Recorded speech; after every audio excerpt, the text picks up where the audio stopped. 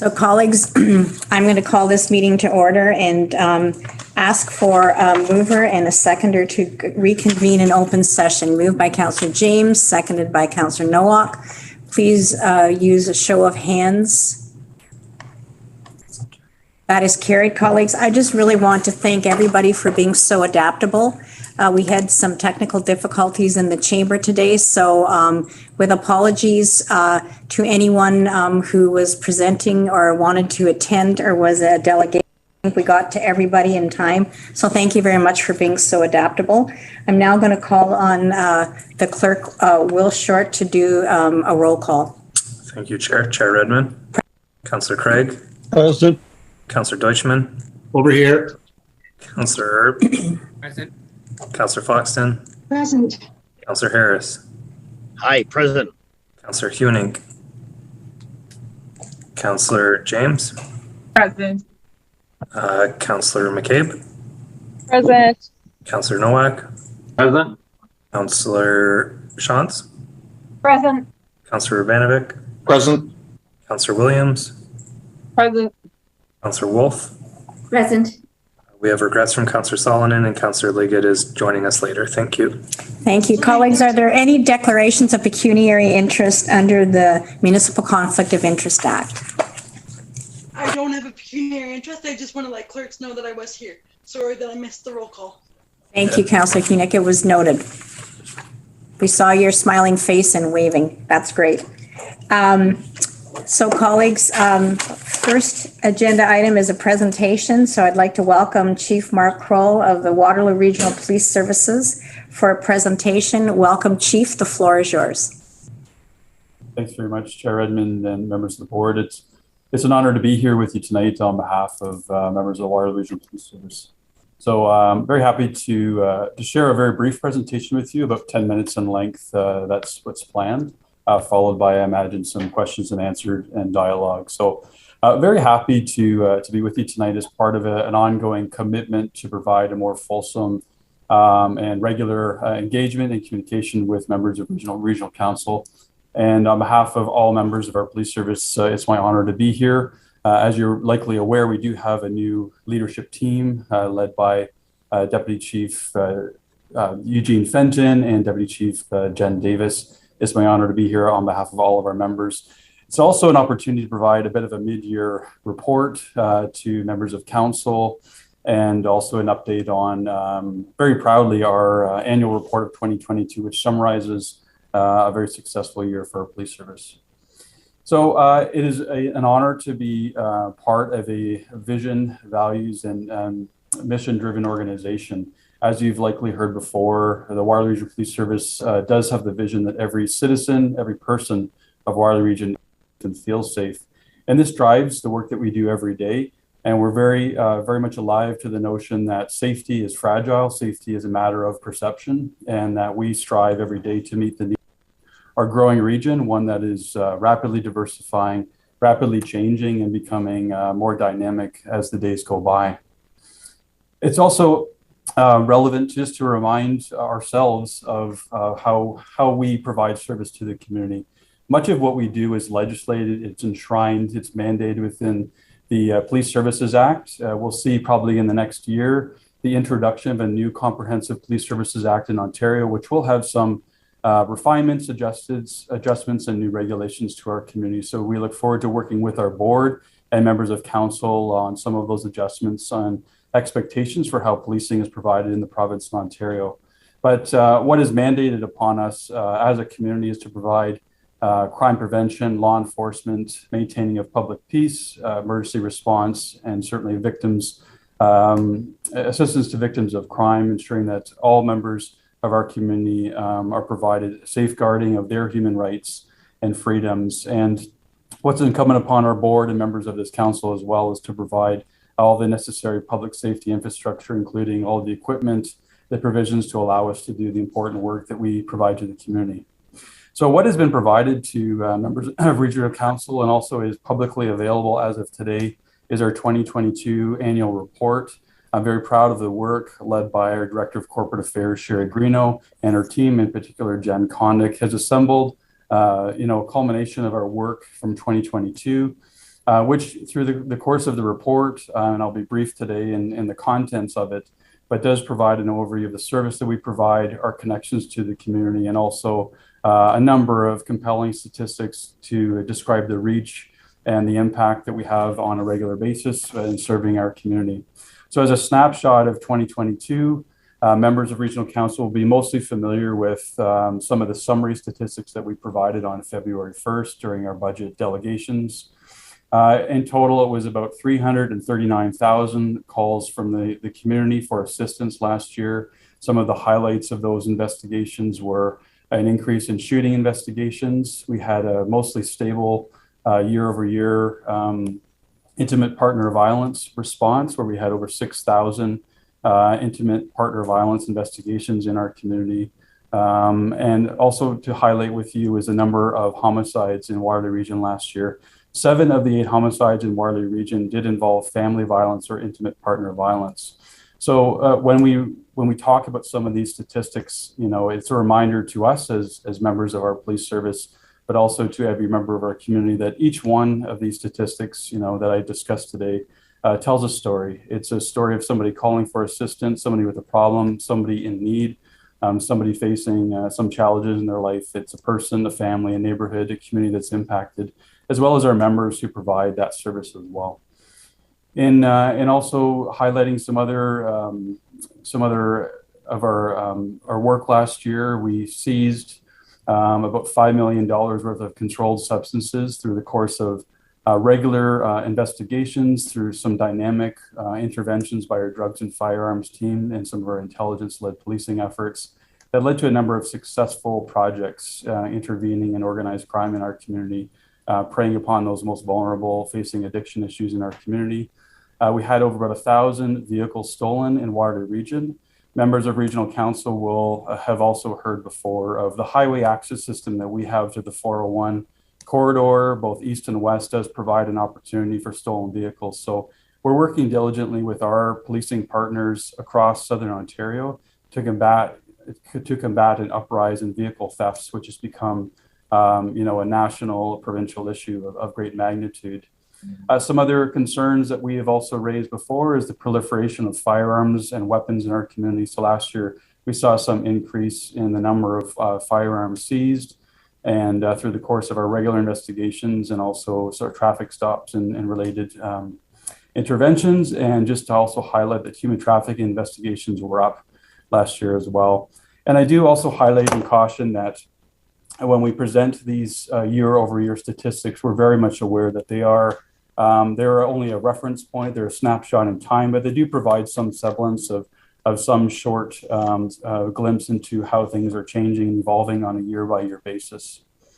As we bring things into focus for 2023, before you today is a highlight of some of the work conducted to date. So we've seen seven shootings across our community in Waterloo Region in 2023 to date. We've also seen a continued, concerning investigations related to cybercrime. So one trend that we continue to see is sextortion, which is the online extortion using intimate images. And this is a global trend that we're seeing, come to fruition in our region.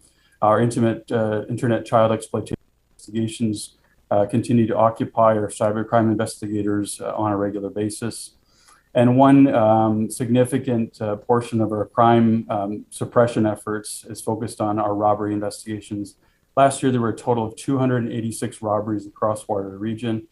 This year, we've had 3 pharmacy robberies. One was just highlighted yesterday in the news media, as well as 50 person-on-person and 103 total robberies to date.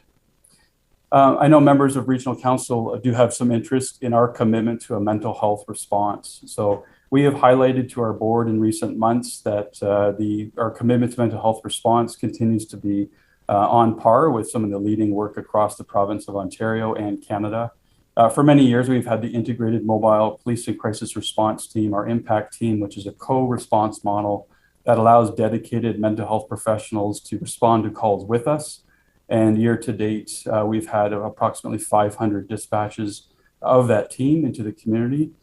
And we combine this with still in its first year of deployment, the Crisis Call Diversion Program, which is the embedded mental health professional within our communications center. So when we combine the total deferral rate to these two programs, we're at about a 1 in 5 mental health call, which is going to one of these responses, which is allowing mental health professionals to inform and lead the work that we do.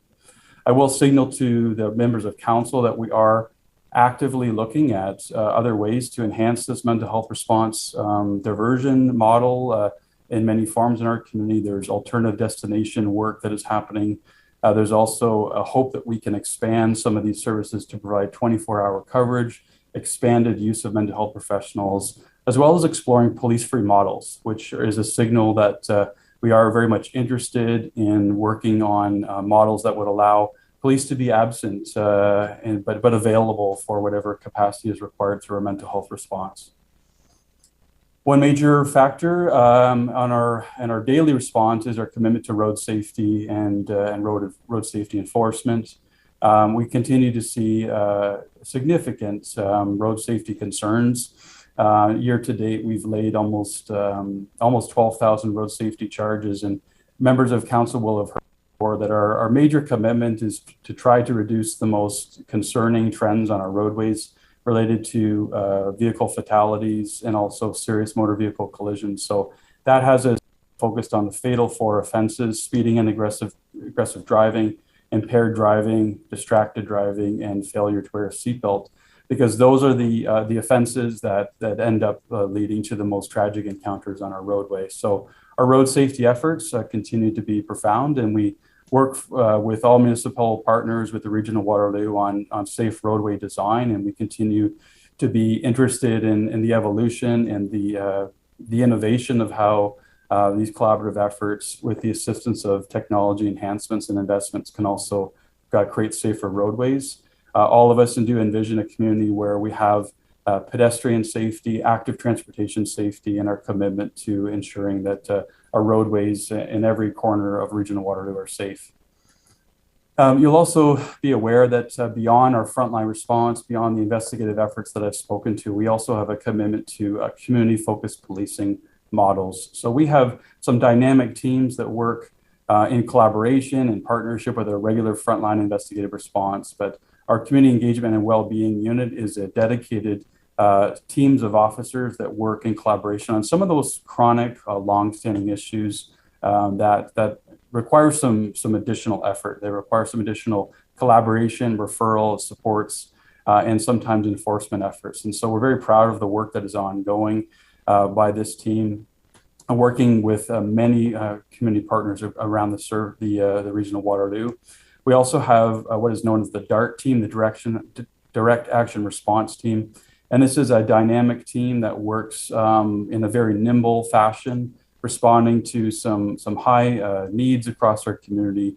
Through the course of the calendar year, there's so many events, there's so many high visibility needs in downtown policing and special events deployment. So this dynamic team continues to work in a very effective fashion and allows us some flexibility in our deployment to meet the needs of our leaders around our community to deal with some of the most targeted enforcement efforts.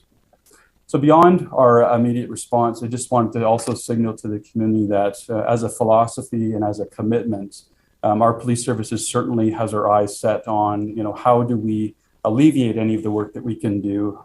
There's a lot of questions about the current state of policing and also the future of policing. And so it's important for us to signal to you that our intentions are to continue to move as many of our efforts into that collaborative framework of community safety and well-being.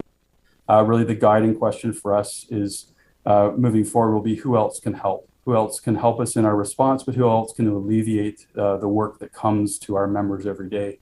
So moving to the Community Safety and Wellbeing Plan that is before us, which is embedded within the Police Services Act, we do look forward to an opportunity in the coming months to sharpen our focus, working in collaboration with the region, but really all stakeholders, all system leaders across the region of Waterloo to focus on some efforts that I think do require some additional focus. We are in touch with police leaders across Ontario and across Canada, and we are inspired by some of the traction, some of the success in other communities through a collaborative lens, through a community safety wellbeing lens, where they have found ways to rally, to unify, and to focus community efforts in a pretty profound way. And there's work to be done in this region. Also looking towards the future, I'll highlight to members of council that we are looking forward to opening a new police facility within the next couple months. We expect that by September, we will have an operational division in the heart of Kitchener. We will be vacating a 75-year-old building on Frederick Street into the old courthouse building and we're calling New Central Division. And in time, it will just become Central Division. But we are looking forward to this enhanced facility capacity, which we look forward to touring members of council in the next couple months once it's fully operational. And this will allow us to focus some of our deployment resources in the heart of the urban core, serving all of the region, but also in a new facility that will allow us some enhancements in how we deploy in what has now become an outdated facility in Kitchener. We're also planning the next phase of a critical investment in our community, and that will be a public safety communications center. So more on this to come in the months ahead, but we do look forward to sharing our vision on what is required, not only just as a policing service, but also a vision in partnership with serving a community that is someday will be 1 million plus residents and our recommendations for what's required. You'll note that the region of Waterloo responsibility for providing 911 services does currently is being hosted by the Waterloo Regional Police Service, but we do provide that downstreaming connection to paramedics and fire services and other partners as well. So we look forward to providing that, a vision of what that will be in the months to come. And also just to signal to you that our commitment to modernization and investment in technological tools that assist our officers to do the work they do on a regular basis. So we are successfully deploying body-worn cameras in all of our North Division, our direct action response team, our traffic services, and our emergency response team members. In 2024, we will expand the use of body-worn cameras into Cambridge, into all South Division officers. And in 2025, the expansion of body-worn cameras will come to all Central Division officers.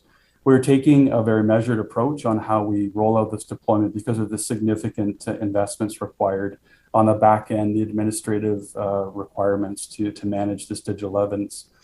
By September, we also look forward to having all of our frontline vehicles outfitted with what is known as ALPR technology, automated license plate reader technology, which will allow us to have enhanced capacity to find suspended drivers, wanted drivers on our roadways, as well as equipping our vehicles with a front-facing camera and a rear seat camera for when members of the community are in our custody. And this is provided through a grant opportunity through the province or the province of Ontario, mostly outfitted to all services across Ontario who took advantage of this grant. So we look forward to adding these components of technology to our mobile capacity. All frontline and investigative officers are now outfitted with a mobile phone, which allows them an enhanced mobile capacity. And so our members are more often able to stay in the communities that they're serving. They're available for proactive response and so on. So on that note, I do want to thank all members of council for your interest. We look forward to providing more regular engagement, communication, and more collaboration in the work that we do as our governing body, in addition to the incredible work that our Police Services Board and the provision and governance that's provided through our board on a regular basis. I do want to thank you all for your attention tonight, for your interest in learning more about the work that our members do. And we're absolutely focused on representing the aims of this council, but also all members of our community that expect and deserve excellent service from the Waterloo Regional Police Service. So it's my honor to be here with you tonight. I will end the presentation here, and I look forward to your questions and dialogue. Thank you. Thank you very much, Chief Crowell, for that presentation, and I see some questions. Councillor Hunick, please go ahead. Through the chair. Thank you, Chief Crowell, for your presentation and especially for your report in advance. It was very helpful. And so I know that the hope was that WRPS would be able to hire 19 new officers this year, and you asked for salaries as of January 1st for that purpose. And so I'm just wondering how many WRPS new officers have been hired this year so far? Thanks very much for your question and your interest. So I'll just start off by saying that we, with many policing partners across Ontario, across Canada, and I know globally as well, continue to face challenges in bringing on the next generation of police professionals. So year to date, we hired in the last class of deployment 18 new officers, as well as 5 experienced officers, so for a total of 23. And so our total authorized strength right now is 834 officers. And so the configuration with our hiring right now is there's three phases of hiring that happen in coordination with the Ontario Police College. That's the 2023 model. And so our hiring typically happens in March, in September, and December to meet the classes of hiring. So year to date, we've been able to hire 23. We're currently solidifying our commitments to hire the next 2 batches for September and December. And I can say this is fluid. My commitment, to our organization is that we're putting every effort we can into finding the talent that we require. We have diverted some of our human resources and frontline staffing into what we're calling a uniform recruitment engagement strategy. We've done a top to bottom analysis of our processing. We've committed resources to mentorship and outreach with a short, medium, and long-term view, and also enhanced corporate communication strategy. So that's the total hired to date. Okay, thank you so much for that thorough answer. Chair, can I ask one more question? May I ask another one, Councillor Hunick? Okay, so I was impressed to learn about the activities and the purpose of the DART team. That's the team that deals with public safety, and it is visible to the community in order to promote public safety in areas where there might be. And so I'm wondering if there have been discussions, this may have happened already, but I didn't see it in the report, about whether or not that would be a suitable intervention for 150 Main in Cambridge. So thank you, Councillor, for your question. So I would say it's a combination. So the Community Safety Wellbeing Unit actually has members absolutely committed to that work, not only at 150 Main in Cambridge, but also have been committed to all the encampments on Victoria Street in Victoria Park when that's been established. And so the work happens on a couple levels. One is for a regular response that is required. We do have a number of calls for service on a regular basis to those types of environments. But the work that the Community Engagement Unit does is more longstanding. So formerly they were known as the CROW officers, the Community Response Officers, that have a number of connections within community partnerships, embedded within social services in all municipalities across the region of Waterloo. And they're solutions-focused officers in the work that they do. I would say almost akin to caseworkers, where they often are bringing some of the most chronic challenges to traditionally situation tables. And sorry, Chief Carl, I don't want to interrupt you, but I just want to make sure you're understanding my question correctly. I'm wondering about the DART team. Do I have that terminology correctly? I thought it was DART.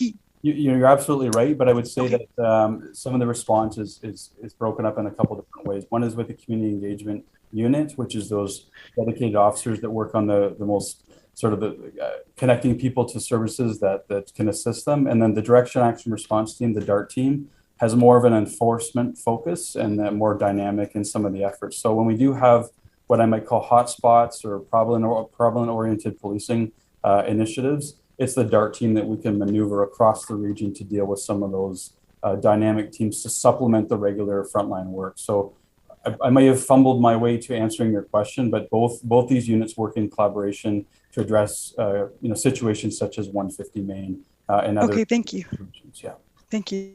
And Chair Redmond, just so you're aware, I do have one more question, but it's unrelated. So if you can put me on the list for the second round, get to everyone else. I'd be very happy to. Thank you. Councillor Wolf, go ahead. Through you, Chair. Two comments, Mark. One, I'm really impressed by the number of community events that I see you at, you and other officers. And I guess the latest one that I saw was the Muslim Youth Report. And it's great to see people like yourself listening and really putting yourself out there in the community. And the second comment is a compliment to your service. When I observed a crime going on, I made the call to 911, and within a minute, was a squad car there. Officers were very polite, very good, went and addressed the problem. 2 other squad calls came, and eventually the person who committed that crime was arrested. So it was, for me as a politician, as a citizen, it was very comforting to see how well and how quickly the police reacted.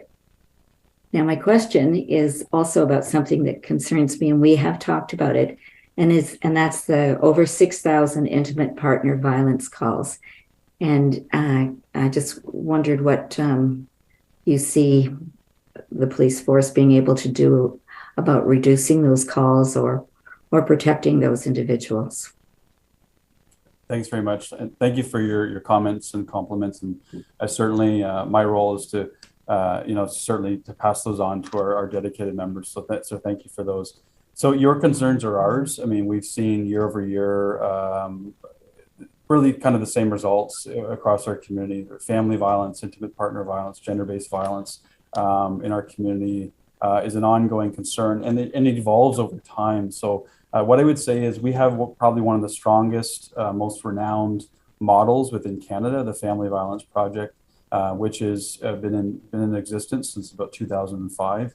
And I think, I can't recall if I communicated to the board as well that the model still remains sound, that we still have people from across the world, touring and connecting with the model that is collaborative, provides wraparound support. I would say, though, that I know that the partners involved in there are looking to take it to the next level and to see it the next generation of the Family Violence Project. And so one evolution and one investment that our service is making with our community partners committed to the work is in early intervention.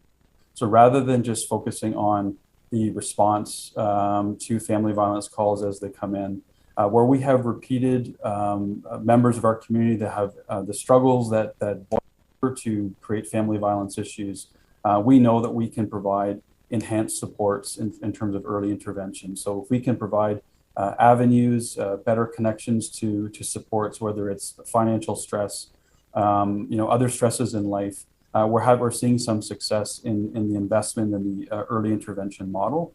Working with our community partners, we know there's more we can do. And so that's our commitment. And when I mentioned reference to the community safety and wellbeing plan, that's one thing that I think that we should be holding up as a community, is to say, this is something we can all be unified around, and that we can want to tackle this. And the biggest signal of this is that, in reference to the homicide rate, 7 of the 8 homicides in our region last year were related to family and intimate partner violence. That's a concerning trend. Year over year, there's caution in looking at the number of homicides, but when we see that many happening behind closed doors, there's work to be done as a community. So we know that we have the dedicated partners around the table. There's some required investments and focus that we need to make as a collective. Councillor Wolf, any other questions? No, that's it. Thank you very much. Thank you very much. Councillor James, please go ahead. Thank you, Chief Krall, for the presentation. I have a couple of questions, but I want to really commend your officers for a recent act of hate that took place, and there was a request for non-uniform police and unmarked car to go to the victim's home at a request due to just safety concerns around her children. So I do recognize that, and I hope to see kind of more of that response because it did have a positive impact within the community, and thank you for the response in that, because it was very well received. With that, I didn't see in your report anything about the incidence of hate, and if there is a comparison between last year and what you're seeing now and where the trends are, for a first question. And then a second question I have, I'll just pose them now. Regards to some of the thefts, break-ins with regards to businesses. So I've been speaking to a number of businesses that have experienced thefts, break-ins, and just want to know how they're prioritized, because some of the businesses have said they've called and haven't had the response, or there's an incident number, but there's follow up. So just in terms of how you are navigating that and how that is prioritized, because I have been hearing about increased incidents of thefts, and unfortunately some businesses haven't received the response from the service. Thank you. Thanks, Councillor James. So just to recognize the work of our Equity, Diversity, Inclusion Unit led by Geraldine Stafford and her team. So we do have a profound focus on hate-related incidents, and we have had some successful interventions. So I do apologize. I don't have any statistics at my hands right now for year-over-year trends, but we can provide that as a follow-up to members of council. I'd be happy to do that. In saying that, I would say, though, we have seen some spikes just in recent weeks in celebrating Pride, in particular. We know that there's some volatility to the outward expression of and celebration of Pride-related activities, and we have seen some responses. So just so members of council are aware of how our work is done, there is often a frontline response, but then there's an immediate referral to our EDI unit that provides the subject matter expertise, community connections to the impacted communities, and then seeking to immediately intervene and ameliorate whatever situation is possible. So I will commit to the follow-up there. The thefts and break-ins, we're doing as much proactive work to thwart, such things, doing as much, visibility in places where we know such activity to occur. So the way that we're modeling a lot of our response, though, is we have crime analysis, which is occurring on a regular basis, which informs any trends that we're seeing on a day-to-day issue. All of our command across the region of Waterloo is meeting every morning to look at day-to-day trends and looking how we can deploy on a proactive, responsive basis as well. And so I can't speak to the customer service related issues that you've highlighted with a little more specifics. We could happy to follow up on concerns if we're not meeting the expectations of the members that you're serving and speaking to. But what I can say is that we're certainly committed to seeking to alleviate and address any of those issues. We do see sometimes batches of break-ins, of vehicle thefts, of business break-ins as well, or smash and grab type incidents, and we're doing our best to intervene with those. We've seen across our region the expansion of commercial and private security measures. So more people are using door cams, dash cams, CCTV footage for businesses and so on, which helps us with some of our efforts. And so just one last comment in this area that I think we could probably enhance is we have some thefts that are available for online reporting, but some of the inquiries that I'd like to see is how can we enhance that response model as well. There's something called crime prevention through environmental design, and how can we supplement and move to a preventative scenario where we can provide education, avenues where people can enhance the safety of their property and their residents and their commercial awareness and their surroundings to hopefully prevent some of the efforts. So without some more specifics, I'm a little off base with what I can provide you, but happy to do follow up on anything you've highlighted today. Perfect. Thank you. And thanks for providing this communication today. It's appreciated. Thanks. Thank you. Councillor Deutschman, please go ahead. Thank you, Chair Redmond. Can you hear me okay? Okay, thank you. Chief, thanks for coming in today. And first I want to thank you for the meeting we had a few months ago. It was a good, frank conversation, so I appreciate that opportunity. Just quickly following up on Councillor Hunick's question, I just wanted to make sure that the area around the Schwaben Club shelter was also on your radar with respect to response. I've had some meetings with people in that neighborhood recently, and there is a growing concern and an issue that I think we need to try to work on improving. So my first question deals with, I just want to point out, I'm sure you're aware that the region's looking at probably one of the most comprehensive expansions of the ASE program, the Automated Speed Enforcement Program. So I'm hoping that that's going to assist WRPS with respect to resources for speeding driving charges and enforcement. So hopefully that's factored in the future. And I read the Q1 2023 report for the Crisis Call Diversion Program, and I noted the stats that you provided today, which seem to that there's a little bit of a dip on the number of calls that are able to be handled by the operators themselves. But overall, it's an excellent program. And I hope WRPS is going to consider the current criteria for diversion and see if more calls can be moved to the CCD. I know you have that specific criteria, and I know you're concerned about people getting hurt in dangerous situations and all of that, but if you can do anything. My first question, though, it deals with the KPMG report, and there were a number of recommendations in there, particularly surrounding the special constables, and it noted the Brantford experiment or model or what Brantford did recently with respect to going to the province to have some of the powers or what the special constable can do or not do expanded. And so I didn't hear anything. I may have missed it, and I apologize, but I didn't hear anything with respect to the various recommendations in the KPMG report. And if you could just comment on that and whether there is follow-up and investigation being done to look at some of that. Thank you, Councillor Deutschman. Just very briefly, just address, thank you for the input on the Schwaben Club. I can absolutely commit that we're actively working on a daily basis. You and others have highlighted that, including the Kitchener Mayor and members of that neighborhood. So it is an area of focus for us. The commitment to automated speed enforcement, we share the same commitment. We work on the Safe Roadways program with the region and also all municipalities. And we think that's a smart investment in whatever way that we can deploy that use of technology across the region of Waterloo. And we certainly want to continue to see that expand. So that's an added benefit for us, because I think every councillor here tonight and those who can't be here faces traffic-related issues on a regular basis. And it's often and historically has been our #1 issue of concern in the community.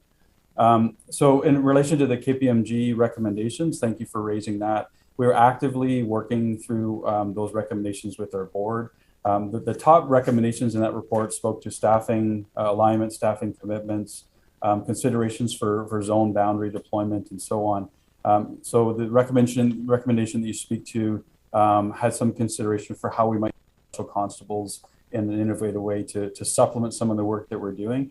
So we are actively working through those options right now, working with our board, working with our operational components. So commitment that I can make today and that we've made publicly, is our commitment to the rural staff sergeant. So having a fixed member of our team devoted to the rural footprint, the rural strategy.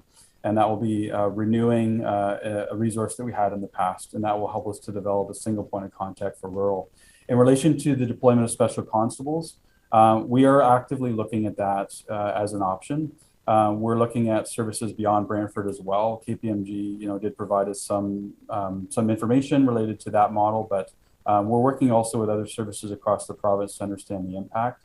I would highlight that there are potentially some labor relations considerations that weren't necessarily addressed related to the salary related to a special constable, the scope of their current legislated duties, how things may expand in the incoming legislation to the Comprehensive Policing Services Act, and also the merging of expanded duties for special constables and how that may start to blend the frontline officer model as well.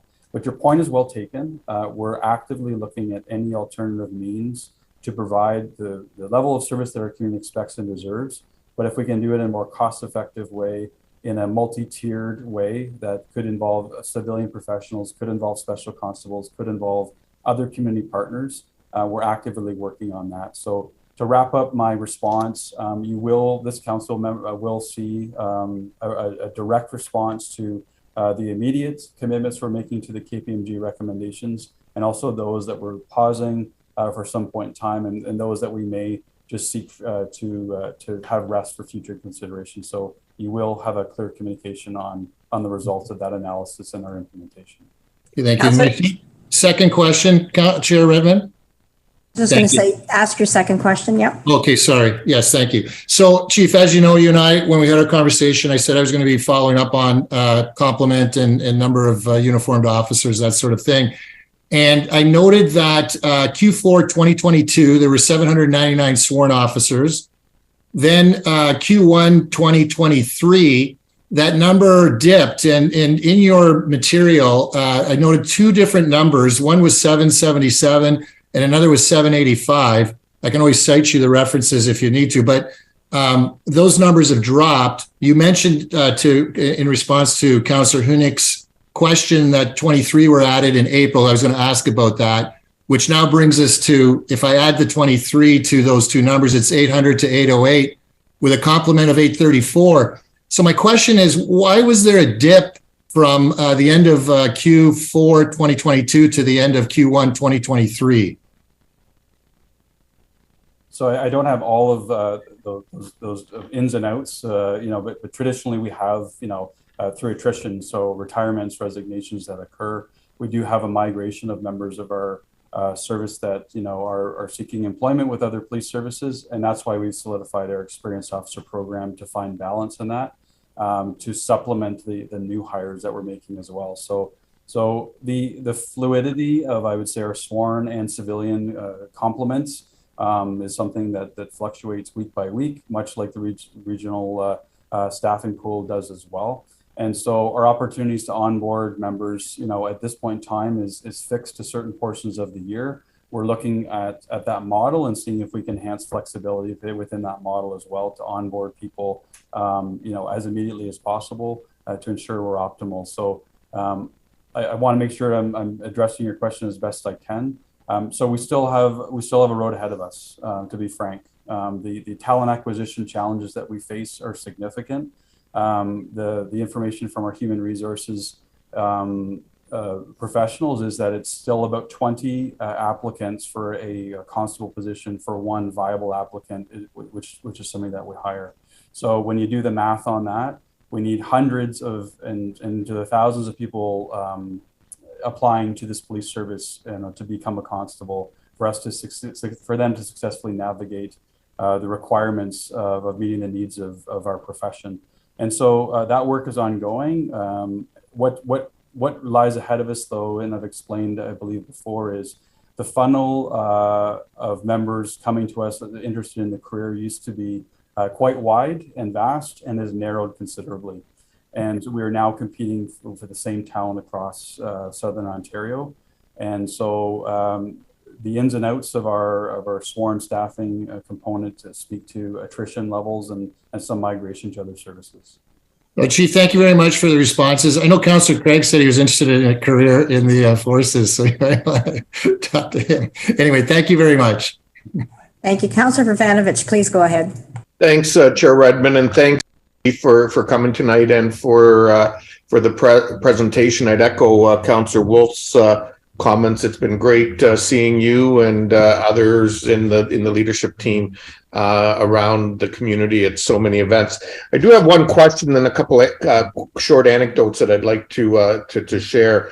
The question has to do with vehicle thefts, and I know you touched on it a little earlier, but it seems to be a growing problem. Maybe not quite as bad as in the GTA, but certainly here, and folks' cars all of a sudden disappearing out of their driveways, and I guess before you know it, on a ship in Montreal and off elsewhere to other parts of the world. How do we tackle this? Like, how, is it obviously there's an enforcement component that needs to happen, that you folks can be involved with, but is there work that collectively between yourself, the board, councils need to do in terms of advocacy with the auto manufacturers to quite frankly look at how we can use technology to stop some of this, because it's got to be killing the insurance industry, I'm guessing. Thank you, Mayor. You're bang on. Your concerns are shared. concerns as well. So this is a global trend. And so if you tie it also to the global supply chain on availability of vehicles for new and also resale vehicles, it does make the commodity an attractive one from a global perspective. But this is organized crime at its essence.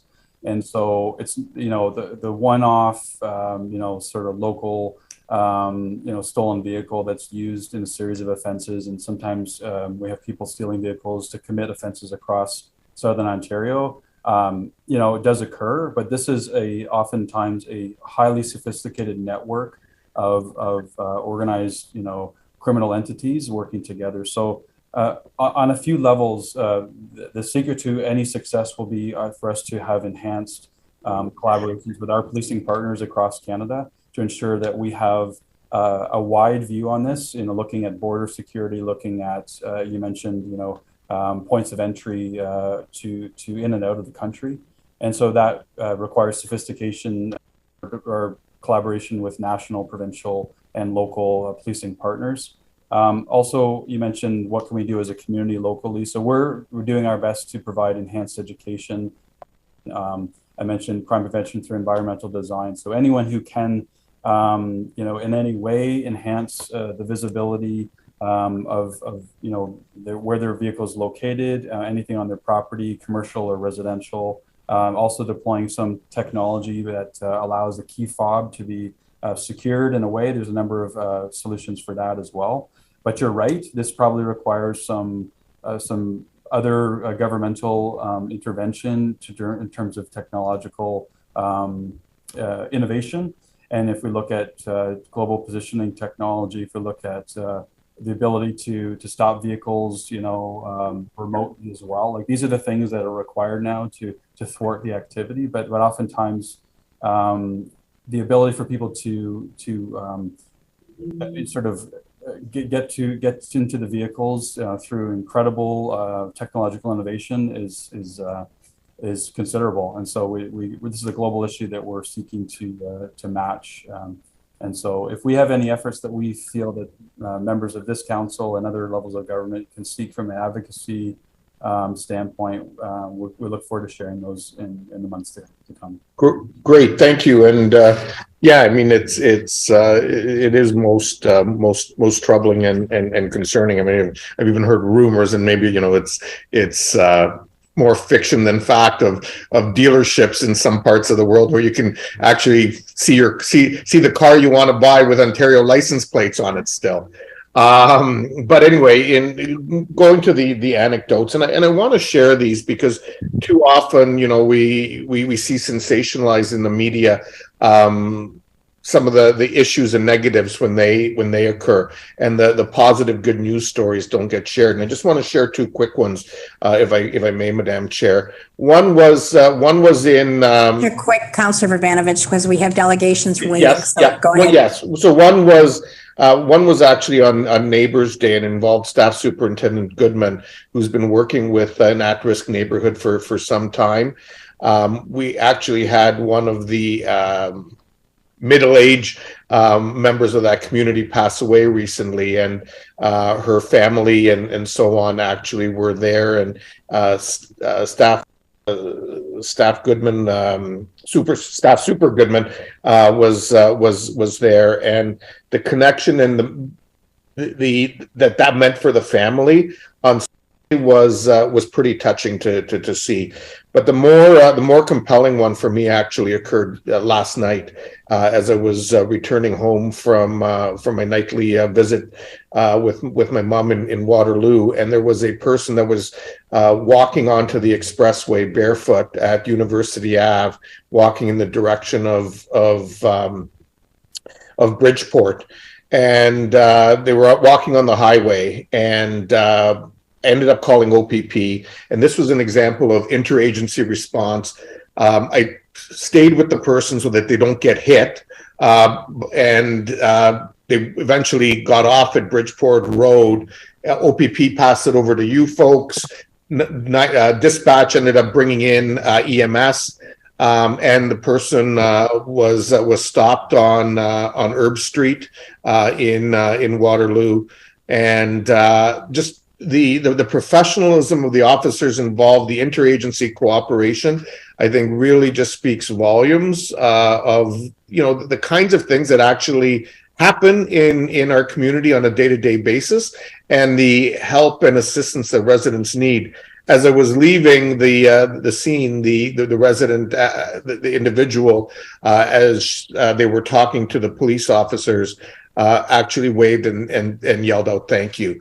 And so clearly they were in distress, but it just, I think, really speaks of, you know, how 911 handled it, OPP, our folks and EMS together. So thank you for that. And I just wanted to share that compliment.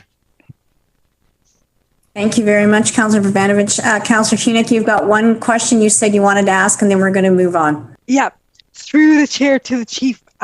In your comprehensive annual report, I read about everything, including the WRPS YouTube channel. And we live in the age of social media, so I'm really glad we have a YouTube channel. But there was one concern related to that. I read something that I'm hoping I understood wrong. It said that you could go to the YouTube channel to see police response to robberies in progress. And I'm concerned about that because I want to make sure that we're not exploiting vulnerable people or demonstrating them at or saddest moments. Thank you for the input, and I welcome the feedback, and certainly we'll ensure that anything that's broadcast across our channels is readily vetted, and we'll take that under advisement. I will say that we do take some great care whenever we provide any sort of clip. I mean, we've provided clips to council as well to demonstrate some of those, and we do our diligence on the consent with members of our community, and we're very much alive to the issues you raised related to cumulative trauma to members of our community and victimization and the impact of that as well.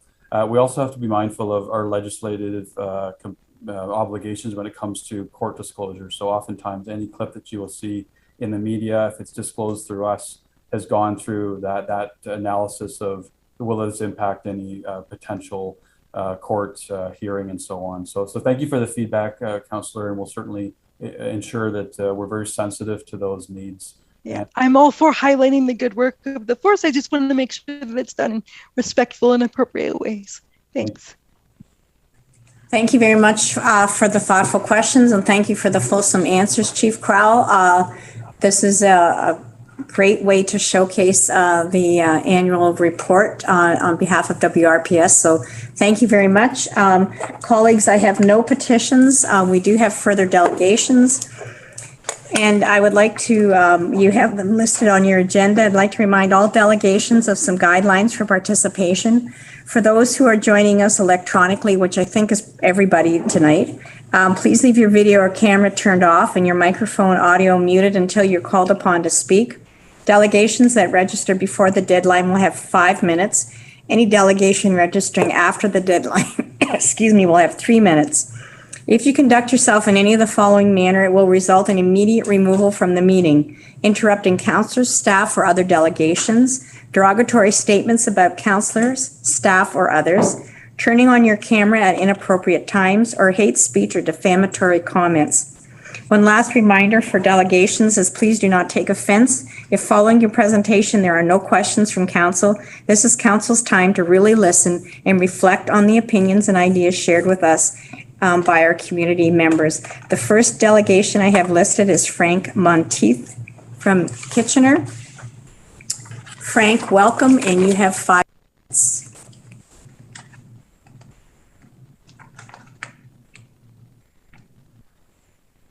Here we are. Thank you, Chair. This is my first year. I'm a citizen of Kitchener, and my concern before council today is the removal of the seniors and high school students' fares on July 1st, 2021. This caused an increase of, to date, of 115% for these people. The seniors and students' fares have been in existence. I didn't mention it's all on the GRT, but you figured that out, I hope. The seniors and students fairs have been in existence for over 50 years, and if they are not grandfathered, they should be. My reference documents are the low-income transit program, and I provided you with pages 40 to 48, which are the ones directly involved in this. And I also have the ATP study, but I can't do all of that and provide it to you because it's 177 pages long. So on the first one, the low income, option one is where the problem lies. Create low income transit program, which I don't even know what that particular one is. And it says end concession pass products. That's what my big concern is. Based on the results of the study is referring to the ATP study, which is the one further down, recommends the region create a new low-income transit program that would offer discounted monthly passes and stored value to the region residents whose income is below the market basket measure. This is a mouthful. It's very difficult to decipher, but I actually understand what's going on here. And I don't know why anybody has to create the low-income transit program after you already have the ATP and the TRIP programs. You've created a third one. It seems that this low-income transit program was formed to end concession pass products. Anyway, let me continue here. This program would replace all existing transit fare programs for residents with low income, as well as concession fare programs offered to seniors, high school students, adult students, English as a second language students. And it says it is estimated that the LIT program would have up to 8,600 customers. The message in this one paragraph is from the low-income transit program, which is TES, TRS, all that. But it only muddies the water because the next one down is the ATP. So now we have the low-income transit program. Tell me how that works. And the ending of concession fares. It is absolutely monumental to try to wade through this when we can't even deal with the GRT or the council during COVID. This was in the middle of COVID. I actually was trying to decipher all this information. I put in over 1,000 hours of analysis on this, and it is confusing still. And I can't explain it any different. Anyway, let's get on to the next page. Frank, you have 1 minute left to present. Okay, I'll be doing it quick. Remove option one. That option should not be there. We do not know where it was generated. I cannot find that out. I have asked the questions, no answers. The city of Brampton has seniors free. End of story. The students' fare for today is $1.50 per ride, not $3.50 or soon to be $3.75. Our fares are out of line.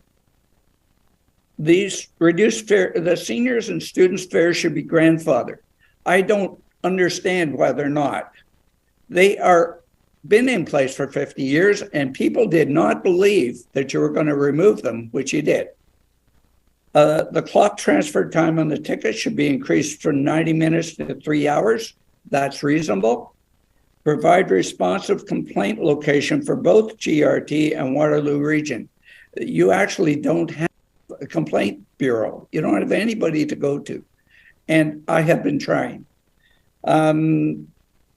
Improved information and various other things read on this sheet. I don't want to take any more of your time, but it is totally upsetting. It has taken me 2 years to be here. Thank you very much. Thank you very much for investing so much time in bringing this concern forward. I don't see any questions from council. Yep.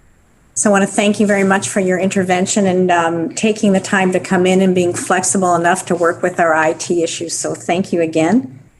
The next delegation listed is Vaughn Bender, COO, and Alex Vander Sluis, Project Manager, Schlegel Urban Developments. Welcome. You have the floor. You have 5 minutes. Thank you, Chair Redmond and members of council. My name is Vaughn with Schlegel Urban Developments, joined by Alex Vander Sluis, as mentioned, our TIS Transportation Engineer, Doug Green of Dillon, and Emily Ecker, our peer review Transportation Engineer at BA Group. We appeared at Planning Committee 2 weeks ago and spoke to a mid-block left-in request, access off of Fischer-Hallman Road to support a grocery anchor for our neighborhood commercial site at 1950 Fischer-Hallman Road, and an access that has been consistently identified as we have worked through the master planning process to build this 15-minute neighborhood, began in 2007, 2008. We're going to fast forward to 2016 and 2019 and where we're at today with the staff report we received yesterday. We did appreciate a meeting with senior transportation and planning staff of the region, which took place a week ago. And I'll turn it over to my colleague, Alex, at this time. Thank you, Vaughn. This grocery store is an anchor tenant facilitating an additional 50,000 square feet of commercial amenities on this site, along with nearly 100 missing middle townhomes and about 250 rental apartments in future phases on these lands. Off the screen here in our larger Wollaston community are approximately 1,000 housing units, which are either occupied or under construction, which will also hopefully soon be patronizing this grocery store.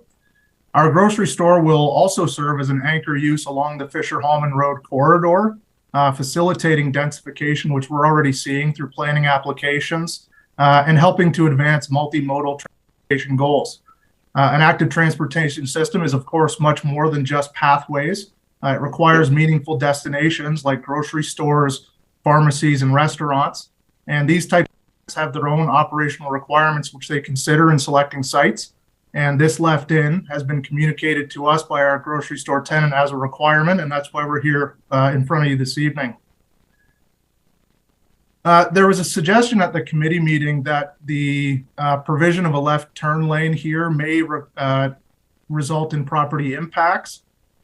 This is not the case, as Fischer-Hallman Road is over 40 meters wide in this location, and following a land exchange between Schlegel and the region will range between 38 and 45 meters, all over and above the designated road width of 36.576 meters in the regional official plan.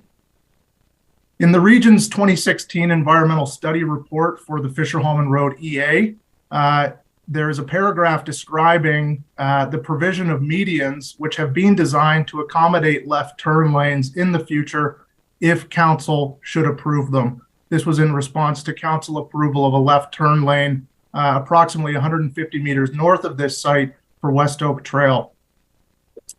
To date, discussions with staff on this left in have centered around the movement of vehicles along a busy corridor.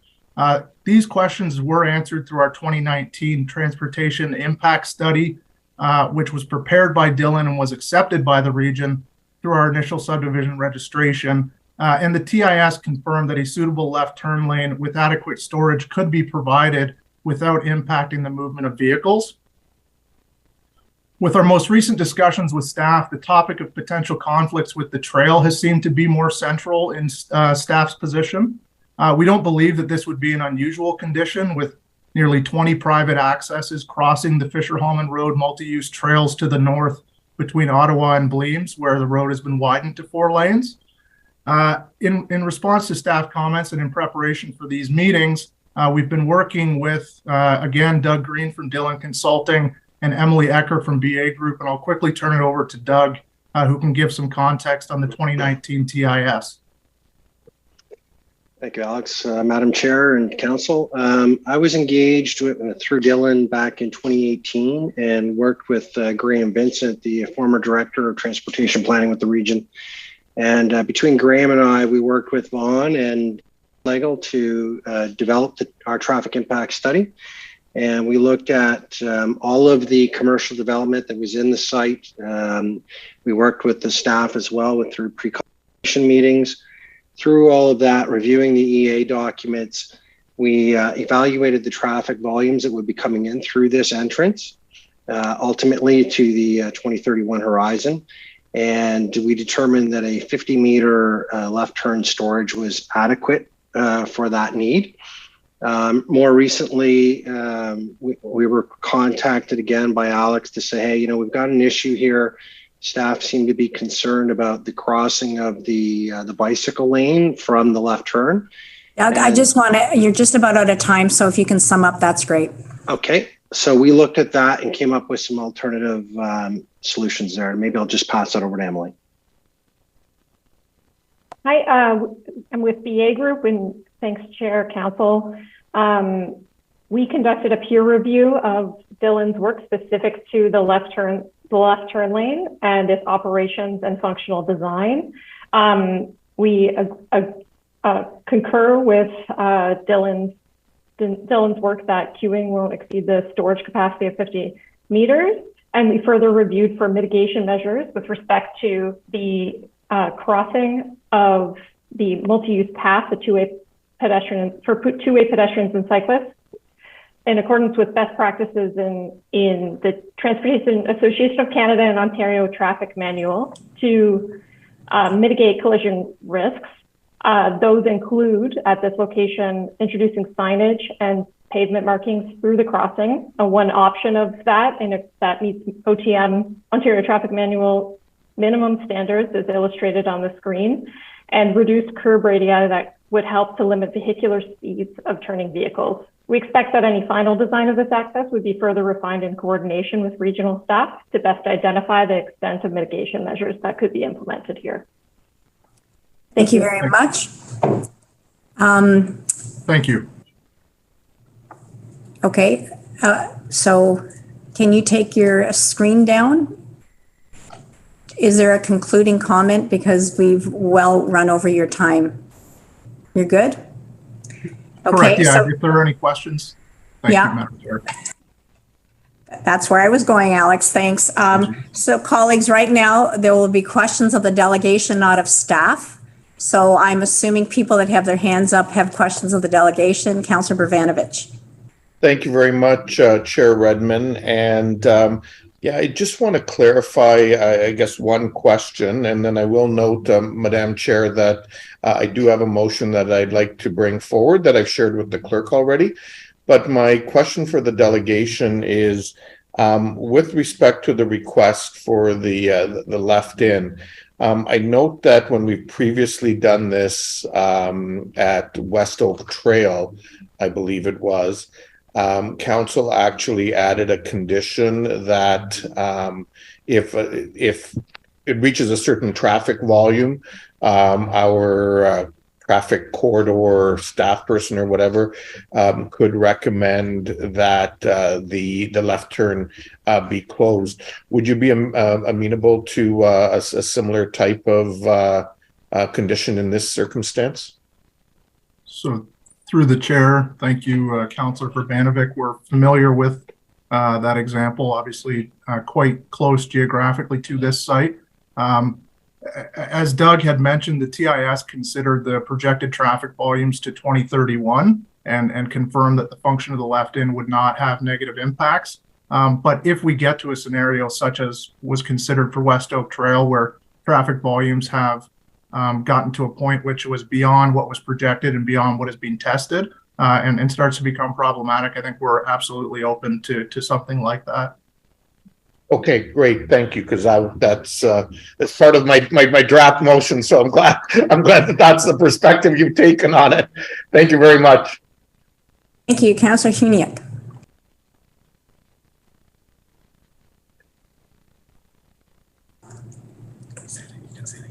Sorry, Chair Redmond, I thought you were going to go to Rob first. Yes, so your request is clearly against the recommendations of staff. And I'm concerned about wondering if you can speak to from my perspective, it seems like this project really is not concerned with the needs of pedestrians and cyclists. And I'm wondering how to justify this when realistically it takes 15 seconds to use the roundabout that's already planned. Why would we go against the current construction plan? Thanks. So Councillor Hunick, this is a question you're asking of the delegation, correct? Yes. Yes. Thank you. Yes, it is. Thank you. The delegation would like to answer that. Vaughn, do you want to take it? Yeah. Sure, I can start, Madam Chair. If there is not a left into the site at this location, additional traffic could go around the roundabout, where there will also be pedestrians using that roundabout to cross from the City of Kitchener RBJ District Park across to Wollaston Way. Traffic could also elect to not make a complete loop around the roundabout, take Wollaston Way to the east, then turn left and drive through the residential, the intensified residential area that Alex was mentioning. He had showed a site plan on the screen showing stacked townhomes and purpose-built rental buildings to be built. And I assume, those denser residential, residential areas will also have, significant pedestrians, cyclists, coming from those locations. So I think it's a situation where, there are potential points of pedestrian and vehicular intersection at multiple locations. So I don't think it's a case of choosing no interface or this one interface. There will be intersection of pedestrians and vehicles in multiple locations. Right. So those could be safer and less safe. So I wonder about that. And that's all. Thank you, Chair Redmond. Thank you. Councillor Deutschmann, go ahead. Thank you, Chair Redmond. Could someone, I just want to ask this question of the delegation because my remarks will be centered around this. So I want to give them an opportunity to respond. Could somebody put the map up again that shows the two roundabouts and the arrows?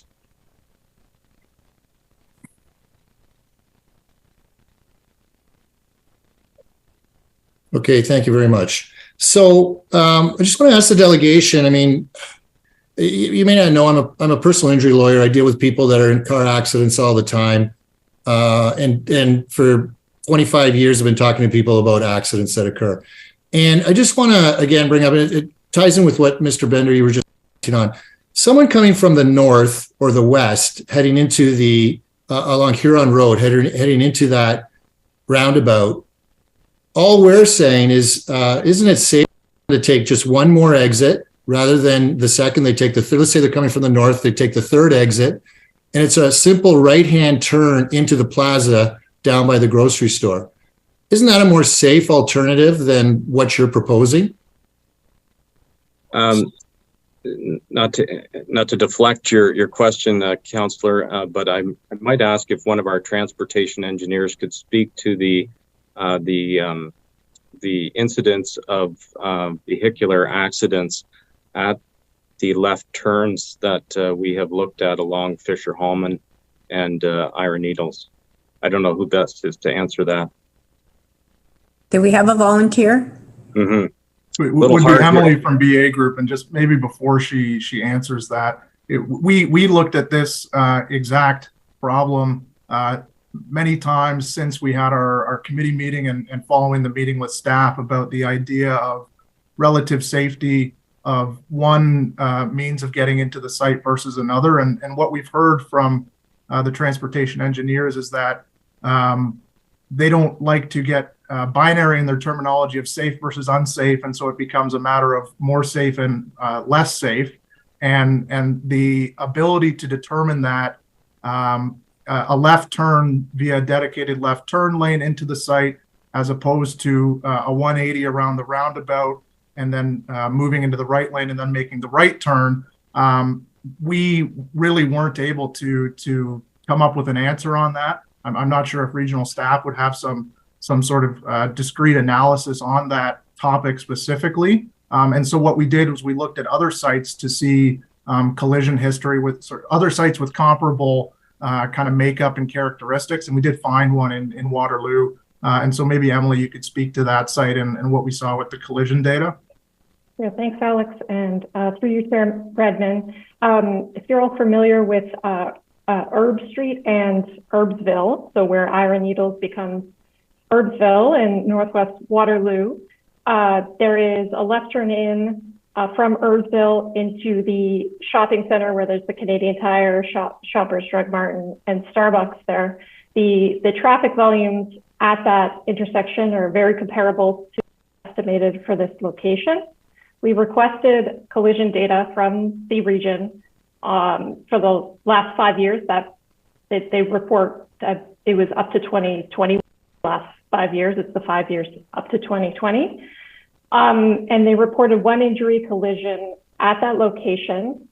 They no longer report non-injury collisions, but that one injury collision was related to an outbound vehicle, a right-turning vehicle, not yielding to through traffic.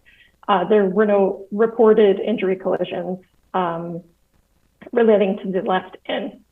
So that I will caveat that condition does not have a multi-use trail on one side, and that is part of the reason that we looked at mitigating factors that would be recommended here with the multi-use trail crossing the access. Thank you very much. Councillor Deutschmann, do you want the map still up or can we take it down now? Just leave it up for one more Okay.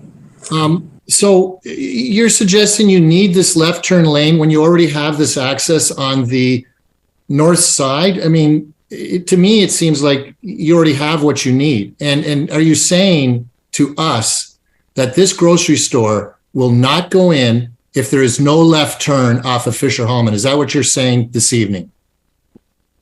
What we're saying is that, I guess we're saying a few things. Our other experience with grocery store sites, our Williamsburg Town Center location, our Sobeys location at Fischer-Hallman and Westmount, we have 5 points of access. I think about a lot of other grocery stores and I think about multiple points of access.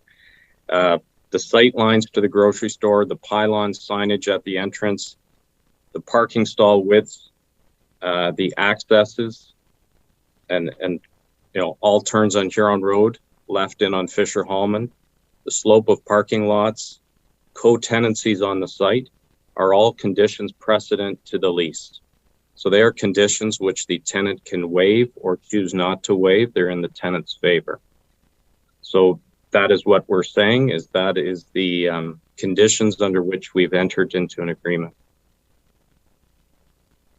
Councillor Deutschmann? You're muted. Sure. Any further questions, Councillor Deutschmann? Okay, that's thank you very much. As the delegation, are there any questions of staff that anybody has? Councillor Deutschmann. Yeah. Could staff speak to the concern with respect to the left-hand turn? I mean,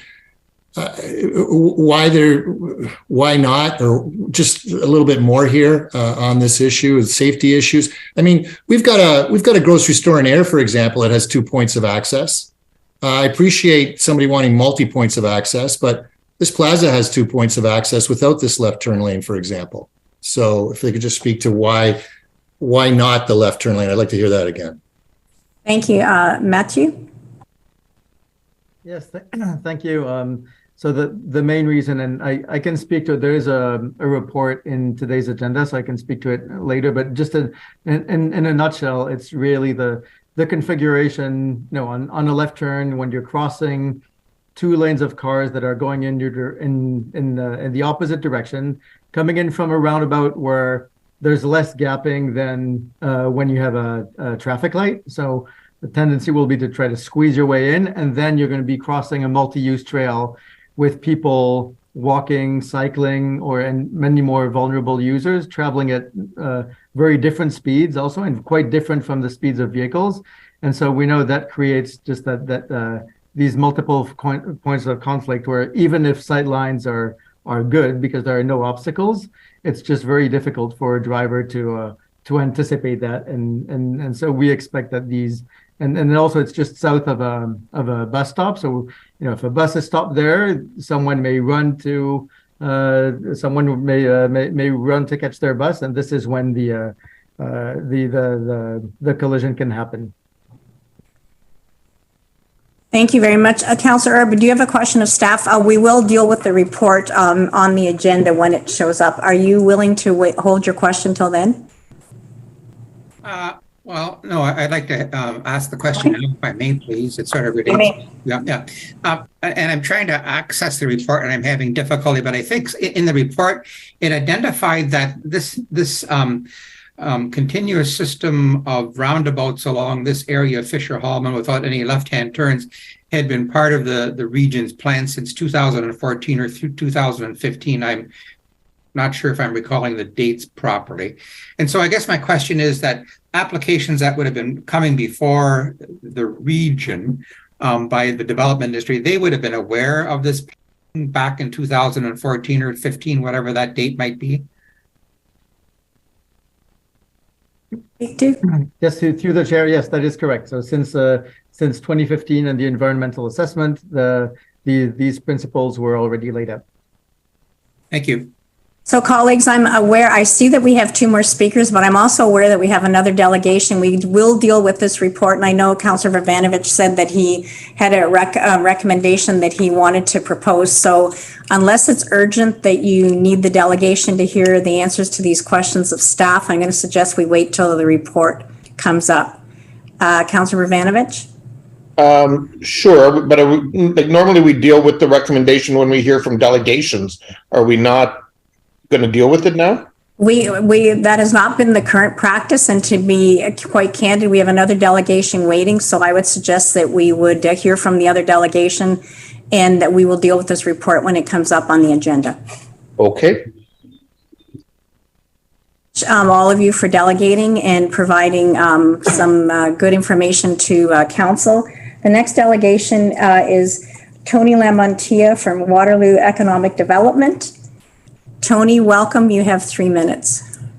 Thank you, Madam Chair and Council. I am commenting on the employment lands and shovel-ready strategy, and I'm doing that on behalf of the Business and Economic Support Team of Waterloo Region. That's Best Waterloo. As the founder and past chair, it includes the Greater Kitchener Chamber of Commerce, Cambridge Chamber, Communitech, the Tourism Marketing Partnership, and the Waterloo Region Economic Development Corporation, which I am the CEO of.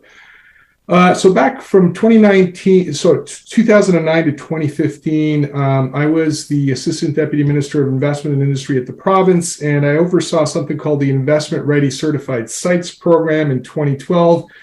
It was a first in Canada, and we did that because we were way behind the US as far as getting sites shovel ready. The very first site in Ontario that was certified was Innovation Park in London, and then shortly thereafter, Boxwood in Cambridge. I think Mayor Craig was one of the kind of early successes there in terms of Cambridge moving forward with shovel-ready sites. In 2016, when I was appointed President and CEO of Waterloo Region Economic Development Corporation, one of the key things we needed to do as a region was build an inventory of shovel-ready sites to attract investment. And we've had great success over the last 6 to 8 years, but here we are in 2023. Our industrial vacancy rate is 1.3%. That's per CBRE's Q1 and Q2. Last year, we had the lowest industrial vacancy rate in the country. So we desperately need to build an inventory of shovel-ready sites because we don't have it. Essentially, developers are building on spec. For instance, Hoop in Cambridge has got 1 million square feet. You got 140 Boychuk.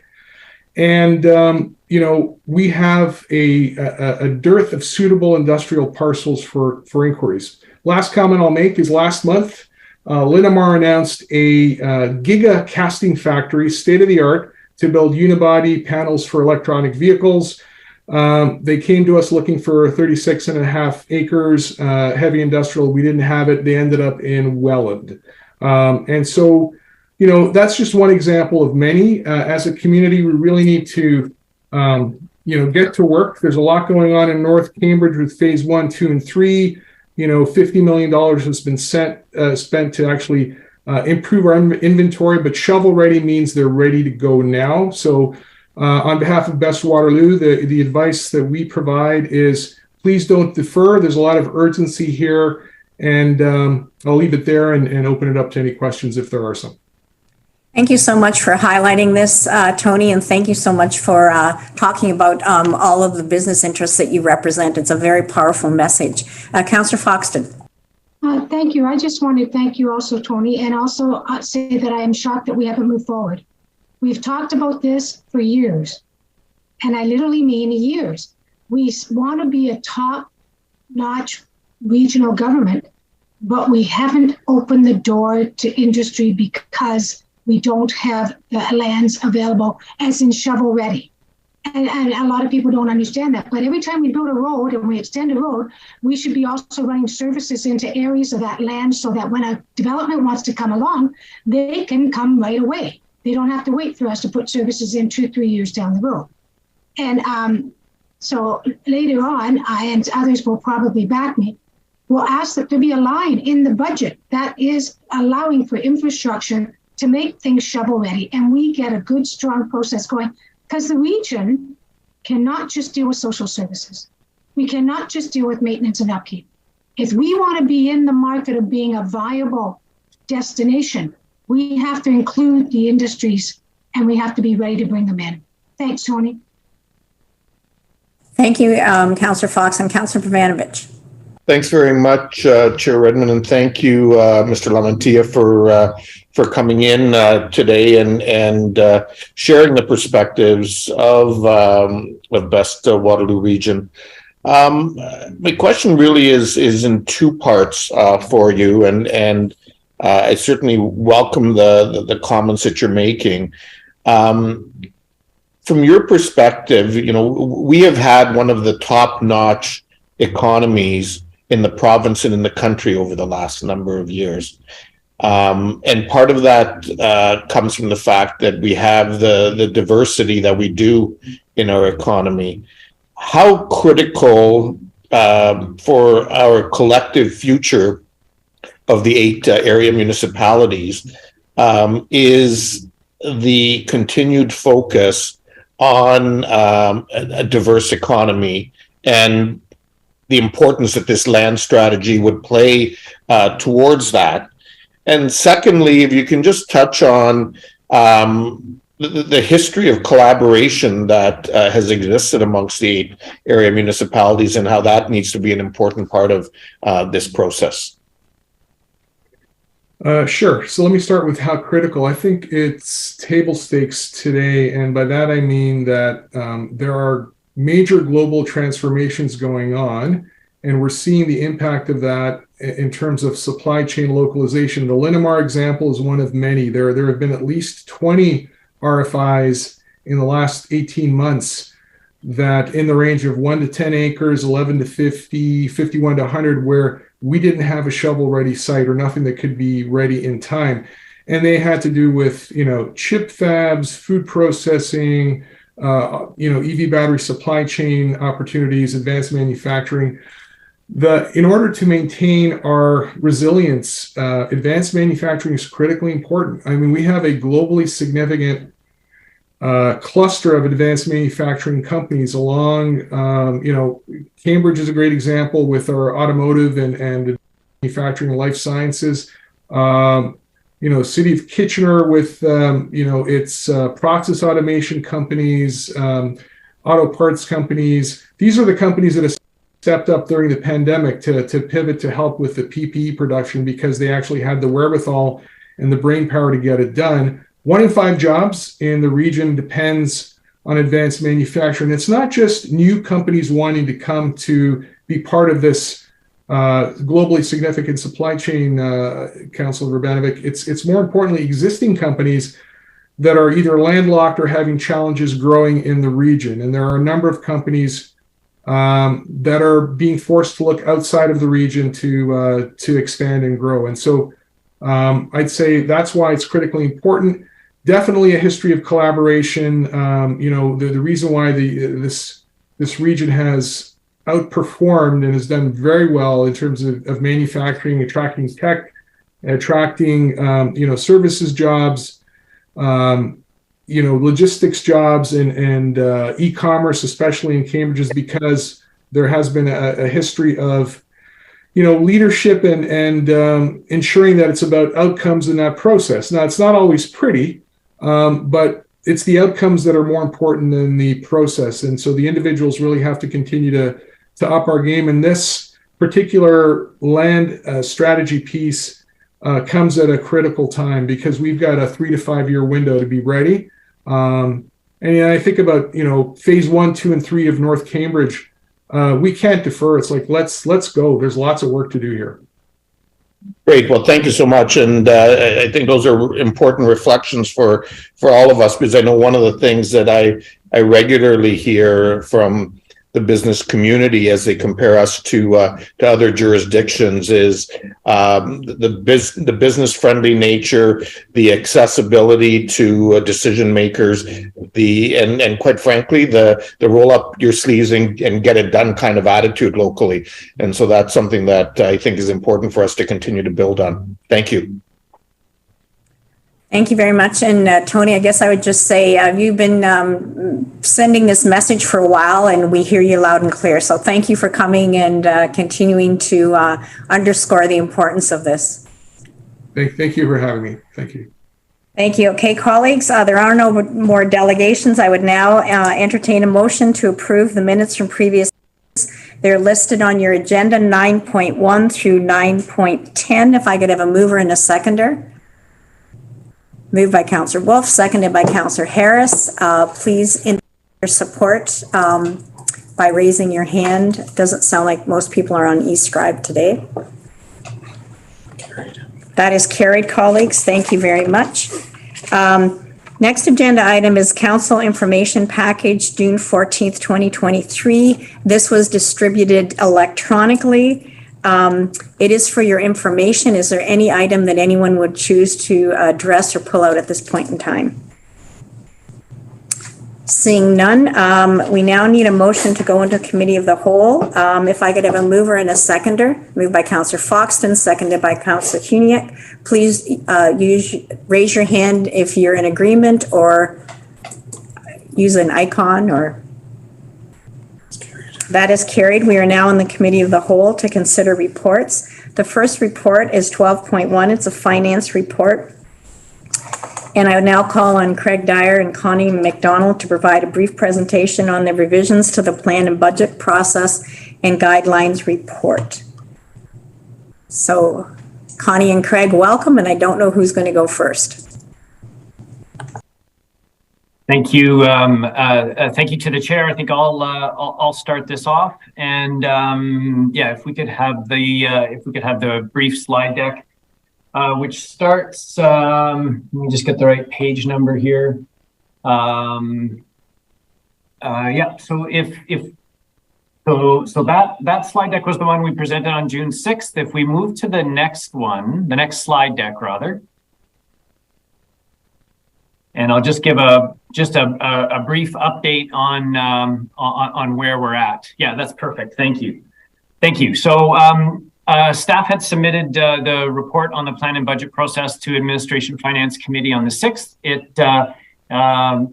It is reproduced in the agenda today, and the report, as originally written, had a two-part recommendation. For the region to take the following action with respect to the 2024 plan and budget. One was to approve the budget review timetable, and one was to forward a copy to the police board and the area municipalities. If we go to the next slide, you may recall we had the committee provided some feedback and had some discussion about the proposed schedule and gave some direction to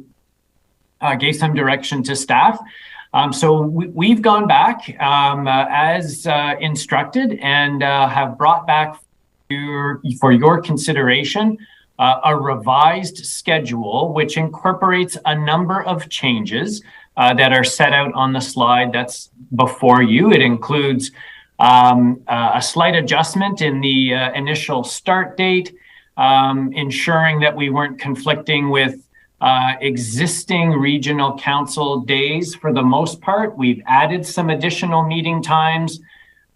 We've ensured that that individual meetings would be no longer than 6 hours. And in the event that additional time was needed, we're proposing to add into calendars a carryover meeting for the following day. And the idea here is that rather than a 6-hour meeting being extended indefinitely into the evening, that we would have a firm stop time. And if more time was needed in order to complete the review of the planned material for that day, the committee would adjourn and then reconvene on the following morning. And if the committee is able to make it through everything it needed to on any given Wednesday, we would simply cancel the meeting on the Thursday morning. We also moved the police budget presentation up a week or two, and there was a request to look at the timing of the public input sessions. So we've allowed for some earlier input in the process, but have also ensured that there is one of those public input sessions that would happen subsequent to the presentation of the police budget, and a couple of weeks in advance of overall budget approval. So those are all the changes that we've made. If we go to the next slide, you'll see what the schedule looks like. So the middle column shows you what was in the original report from June the 6th, and the right-hand column shows you the revised date. And we've been a little more specific here. We've added times in for each of the meetings. We've shown the carryover meetings, and if this schedule were to be approved, all those meetings would be entered into your calendar now, and they would be, we would remove any carryovers as needed. Still contemplating a budget approval before the end of the year, so at the regularly scheduled council meeting on December the 13th. So those are the changes with respect to the calendar, and I'll just turn it over to Mr. Lochner to speak briefly about the principles and a proposal to add a third part to the recommendation. Great, thanks, Craig. Really appreciate it. So each year, as council knows, we ask you to approve guiding principles to support us in preparing a draft that we'll bring back to you in the fall. So a draft plan and budget. We know that we're doing the strategic plan at the same time, and that's a little challenging. Love to have the strategic plan completed before we have to start creating our plan and budget for next year. But the reality is staff will spend the rest of June and July and August doing the heavy lifting so that we can present you a draft for your consideration in a couple of months. So given that, all the input that you've provided to us during the strategic planning process so far this year, community inputs we've had both over the last year as well as specifically through the strategic planning process, other surveys we've done, and also the council survey. And thank you, councillors, for completing that survey. That was really valuable. We've put all of that together to come up with some draft principles for your consideration tonight. Anchored in a lot of this is just the reality that we're going to grow so quickly, 300 and some thousand people in the next 20 some years, and the service expectations that go along with that. Not only for us, I've talked about this before, but for our area municipalities, for our hospitals, our healthcare system. Lots of demands come with growing communities. So we need your direction as best you can give it to us tonight. If we can go to the next slide, please. That would be great. If there's anything, I'll walk through each of these. And if there's anything that you think is significantly missing or we are significantly off base, please flag it for us. Don't worry about the wordsmithing. If you can give us the essence of the direction you'd like us to pursue, that will be really helpful. So the draft principles in front of you are building on the past success and the strategic investments that we've made. We've heard a lot about that in the last number of council meetings, and certainly this region, this area of the province has been successful. We just heard the commentary from Tony Lamantia. We want to continue down that pathway. Be guided by the strategic plan, and that will guide everything we do. Maintain existing regional services to residents in all parts of the region and this growing region. Meet growing resident service demands, and that isn't just about delivering service the same way. We know we have demands for different types of services or services delivered in a different way. So that's a principle. We've want to review provincial and federal responsibilities currently funded in whole or in part by the property tax levy, and we will bring back specific information on that so that you have that information as you make decisions around the budget. Investing in critical elements of organizational success, including employee well-being. We want to stick with innovating through technology and drive out more efficiencies. That's super important. Supporting staff through all the changes and all the demands that are coming our way. And also, like many and perhaps most employers, recruiting employees is becoming increasingly competitive. And also retaining our staff. We put a lot of effort into training and educating and a lot of knowledge in this organization, so we want to retain staff. The next principle is investing in service modifications and expanding access to address inequities that exist in our community. You heard from Fawzia, Bag, and Paula Whitlow as an example, and some of the upstream investments that we've invested in are just one of many examples. And we believe it's important to continue to modify the way we deliver service and address inequities in this community. Obviously, the respect for taxpayer dollars. Every single dollar, every single penny that we spend should deliver intended outcomes, and we should be willing to modify services and modify arrangements, modify the way we do things to ensure we are giving taxpayers the best value for their dollar and truly respecting every single penny. And also avoiding decisions that make future budgets more difficult. It's not just Craig Dyer who believes in this. I think we all believe in this. We have to balance affordability. We have to balance the demands coming at us with a long-term risk and not sacrifice that long-term just in order to make short-term gains. So again, would really appreciate your feedback tonight. We really need it because we will be working for the next 8 or 10 weeks or so. And staff, the first thing they'll ask us as a leadership team is, what are the guidelines from council in terms of what we should focus on? So with that, Chair, that's my presentation. Happy to take feedback. And I believe we're seeking direction on this either way. Super. So Connie's not presenting? No. Okay. Thanks for being here, Connie. Councillor Hunick, please go ahead. First of all, thank you, Chair. My thanks to staff for taking seriously the recommendations provided. I'm a huge fan of the proposed schedule. And I think that the carryover days or the proposed extra meetings if needed are a fabulous addition in particular.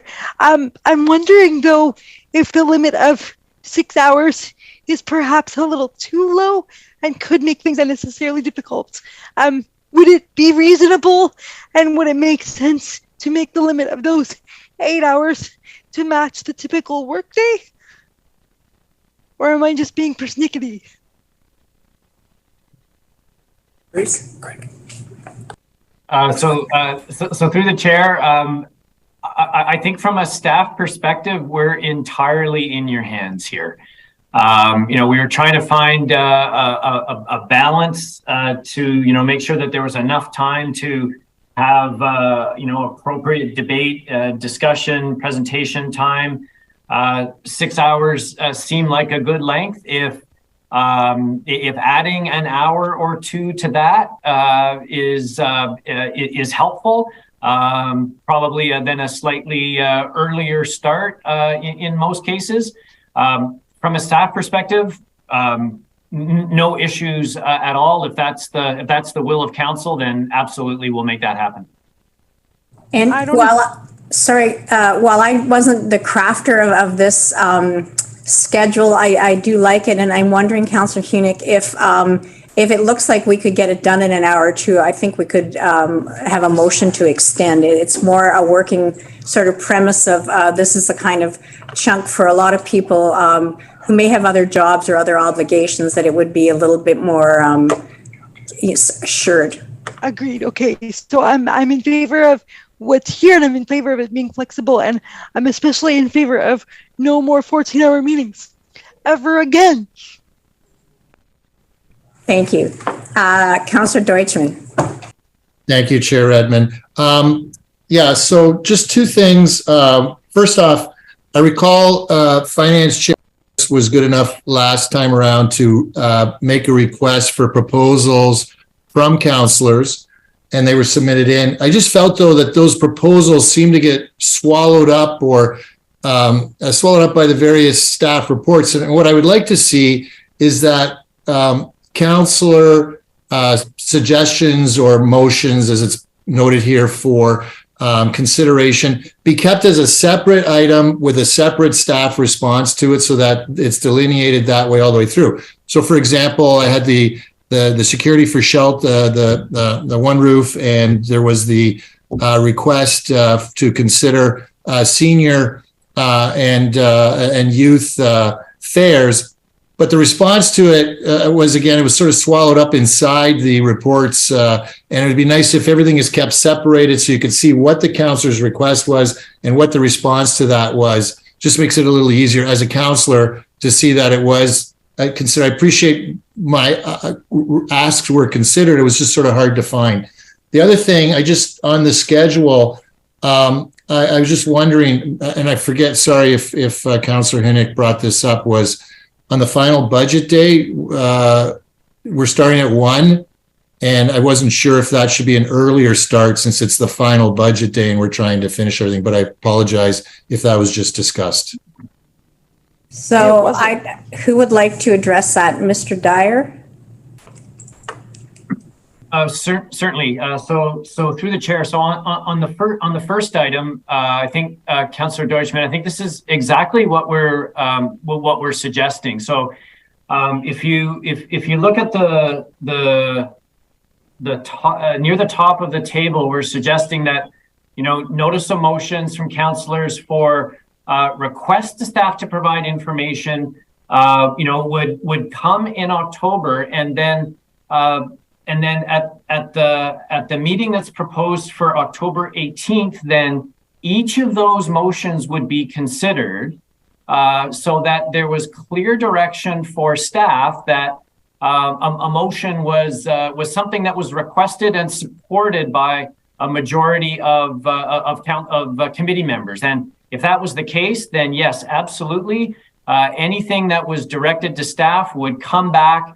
We would track each one individually, and we would do our best to bring that information back as soon as possible in the process and slot it in to one of the subsequent meetings. In terms of final budget day, I think maybe we were optimistic that with more meetings added, that perhaps a lengthy day on the 13th of December wouldn't be necessary. If council's more comfortable with starting that meeting earlier in the day, again, we're entirely in your hands. Okay, so just two things on that, Councillor Chair Redmond, if I may. Ed? Okay. First off, is a week enough time for staff to review the proposals for us to, get some feedback on? And second, I'd like to propose an earlier start because, think about it. Whenever anyone's had a deadline for something, we always leave it till the end, and you never have enough time with the deadline. Whether you're in school, university, whatever it was, everything seems to get pushed to the end all the time. And I'd like to propose that it started at 10 a.m. on that final day. I think that's really good feedback. And Councillor Deutschmann, can we then assume that you're one of those students that crammed for your exams? Absolutely, Chair Redmond. Okay, so those are all good suggestions. I think we'll take them under advisement at the moment. I do have you, Doug, but I have a few people ahead of you. Councillor Pravanovich. Thank you very much, Chair Redmond. So a couple things. First of all, on the schedule issue, I think staff are going to have to go back on the November 15th date because, as I recall, I know there's a conflict on that date for yourself, Chair Redmond, and myself and Mayors Liggett and McCabe. Secondly, in terms of the key principles, Mr. Lochner, you were asking for some input on that. And I think one of the key principles should be review of the growth of the regional role in service delivery and a refocusing of efforts on key regional responsibilities. I think that's a principle that we should be looking at as part of this year's budget to focus on, really what are the things that are most important from a regional perspective. Okay, I'm just for clarity. How would council define that so we can just so we have some direction to staff? Like, what would be? Is it a broad review? Like, trying to understand what you mean by services that we offer. I think that's something that staff can give some thought and consideration to. I mean, I can certainly go into a lot more detail, but I think you were asking for broad core principles today, and that's what I've tried to focus on. Okay, thanks. Anything else, Councillor Ravanovich? No, those are the two points: the date issue and this. Councillor Foxton. Well, thank you, and through the chair. Agree with a lot of what people are saying. 6 to 8 hours, I believe, with Chantal. I agree with Councillor, and also with Rob starting at 10. We're fresher in the morning, and we seem to last longer. But if we do later in the day, we get busy doing other stuff in the morning, and so it takes a bigger impact on us. I think if we start off fresh, I would like to see funding for infrastructure to get land ready. We know that when business comes, they pay higher taxes or bring in more taxes, which takes a burden off the taxpayer. So it's a win-win for everybody when we're making places land ready, because it really helps our region and our taxpayer. So I really want to push that for sure. If that's it, I agree with Rob starting early. I agree with Chantal about 6 to 8 hours, but as you said, we can extend it if we know there's only a few hours left.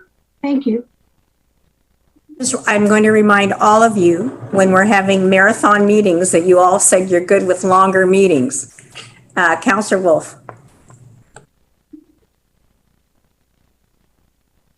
Through you, Madam Chair.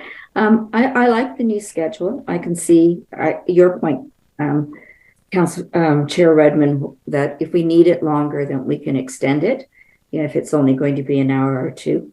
But definitely stay away from the 14-hour meetings. I would also, when we're looking at the whole budget, I think it would be very helpful for us to know what reductions staff have already done to the budget when we get it. Because I think sometimes when we look at the budget, we're just looking at, here's the budget and now we need to reduce it. And we don't know all the work that staff have already done in cuts. And I am concerned that we're cutting a lot of staff in certain departments. And that, again, that's where we, and I'm not sure you're saying this, but if we say to staff, okay, reduced by 10% or reduced down to 8% or 6% in every department, some departments, let's say if it's something to do with infrastructure, well, maybe that's one project. But if it's community service and health care, that's basically people. So I just think we need to be aware of those things. And for my 2 cents in the budget, I think our people and our staff are our most valuable asset. And I don't want them to be the victims of reducing budget. In terms of the principles and other things that were put forward, I think that staff have done an excellent job and look forward to more work. Thanks. Wolf. Councillor James, I wasn't sure if you were giving me a thumbs up or you were getting in the queue. Did you want to add anything to this part of the conversation? No, I'm good. Thanks. Thank you. Councillor Craig. Well, thank you very much, Madam Chair. Just a quick comment and hopefully something that can be looked at. But last year's delegations, and I mentioned it a few times, we had 32 delegations. Only 2 were from Cambridge. I'm just interested if the budget process is reaching out to the regional community in terms of its impact or its open door in terms of inviting people in. I would like the clerk, we need to get him involved a little bit, to go back over the last 5 years and look at the delegations in terms of where they're coming from, what municipalities, just to get a breakdown, because I am a bit concerned that certain areas of the regional community just aren't showing up. And I think we ought to look at that, find out if it in fact is true, and what we could do in terms of encouraging people. So I'm wondering if I could just gently ask the clerk to do that, and over the last 5 years, because the delegations usually give you an indication of what community they're from. Thank you, Councillor Craig. Will is smiling and nodding, so I'm sure we can crunch those numbers. I'm wondering, Connie, you're on the line, maybe either doing a very high level now or sending a memo to council just talking about the outreach that's being done to reach every corner of our region? We've been working really hard each year to increase the participation in the budget process across the region. We don't typically do individual outreach for the public input sessions, but we have been doing comprehensive communication, including a media release. So I can take that back to the team to make sure that we're reaching all corners of the region. And we'll certainly provide council with more information on our plans for community engagement and communications related to the budget process this year. Councillor Craig, anything further? No, that's fine. Just that one simple request. Thank you. Councillor Williams. Thank you through you, Chair. I think one of the things that I was thinking about for this, which I really like that they included, was the respect for people's tax dollars. So when we are thinking about reductions and suggestions, I was just wondering if it would be possible, because I know a lot of people are always looking through our reports. It might be a little easier if we could categorize any potential reductions, either, low impact to services up to high impact for services. I just think it might be a little bit easier to see visually if we have them kind of, this might impact the service the least, this would impact a service really high level. So I thought that would be good for both us and also be public to understand, if that's possible. Craig, would you like to respond to that? I would love to, Madam Chair, and Councillor Williams and to Councillor Wolf's comments about reductions. So this is exactly what we have in mind in terms of presentation of the 2024 budget to committee. We intend to be very clear on using your language, the low impact, say, efficiency type savings that really don't have an impact on service level in any way. We'll make sure that those are clear to council as to what's already been incorporated into the budget. And to the extent that options are provided for committee that have an impact on service levels, those will be individually identified and presented, and will only be reflected in the budget once considered and approved by the committee. So I think the presentation that you're looking for is exactly aligned with what we have in mind. Councillor Williams, oh, that's great. It was a great suggestion. I had the same question. Councillor Hunick? Okay, so I wasn't going to mention this. Please bear with me. Thank you, Chair. I wasn't going to mention this because I think it's more a strategic priority than a budget item necessarily. But I think being strategic also sometimes costs money. And so I'm wondering if there's a way we can monetize the priority of diversity and equity seeking groups, as well as access for everyone, people with disabilities, people without. Staff can have fun interpreting whatever that might look like.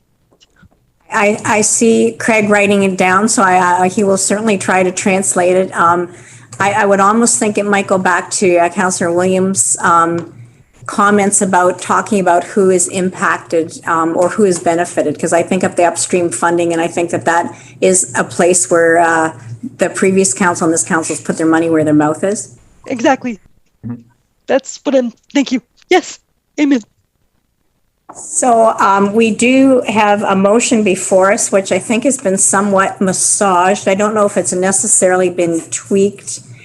Do we know what we're voting on? We have it here. Do we speak to it? Yes. So a couple of things, Council. Thank you. Really appreciate the input. We will take back the feedback on the calendar days. I think there was potential conflict on one of the days, as well as the timing inputs. We've had specific requests like past engagement and coming back with the impact on services, low, high, medium, as well as all the other comments. So we'll capture that. In terms of the principles, what the clerk has done, and again, it's not perfectly wordsmith, but we've tried to capture the essence. So we've added, in terms of the last 4 bullet points, things that were mentioned as principles. So I'm going to suggest that I'm going to read what we're going to vote on. I'm assuming that the motion for Appendix A and Appendix, or in number in B, which is forwarding that schedule as it is revised to WRPS as well as area municipalities, is sort of a bit of a given. I'm going to read the principles just so we're all clear on them, and then I'm going to ask for a mover and a seconder. Chantal, are you moving it? Okay. That the Regional Municipality of Waterloo take the following action with respect to the 2024 plan and budget as set out in report dated June 21st, 2023. A, approve the 2024 plan and budget review timetable as set out in Appendix A, which is somewhat revised. B, forward a copy of the report to the WRPS Service Board and to area municipalities in the region of Waterloo. C, approve the following principles to guide the development and consideration of the 2024 Region of Waterloo Plan and Budget. And the bullets are: build on past success and strategic investments. Strategic plan guides everything we do. Maintain existing regional services to residents in all parts of the region. Meet growing resident service demands. Review provincial and federal responsibilities currently funded in whole or in part by the property tax levy. Invest in critical elements of the organizational success, including employee well-being.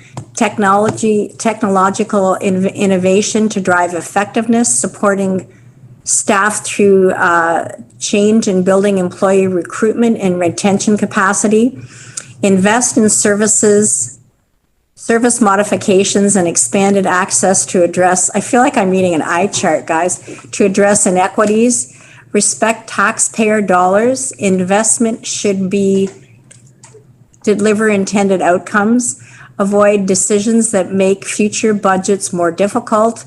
Balance affordability and long-term risk, not sacrificing long-term for short-term tax reductions. Review the growth of non-mandatory regional services and refocus on areas of required services. Future-ready lands and economic growth. Special concern for staff reduction, and focus on equity and diversity seeking groups, including those with accessibility needs.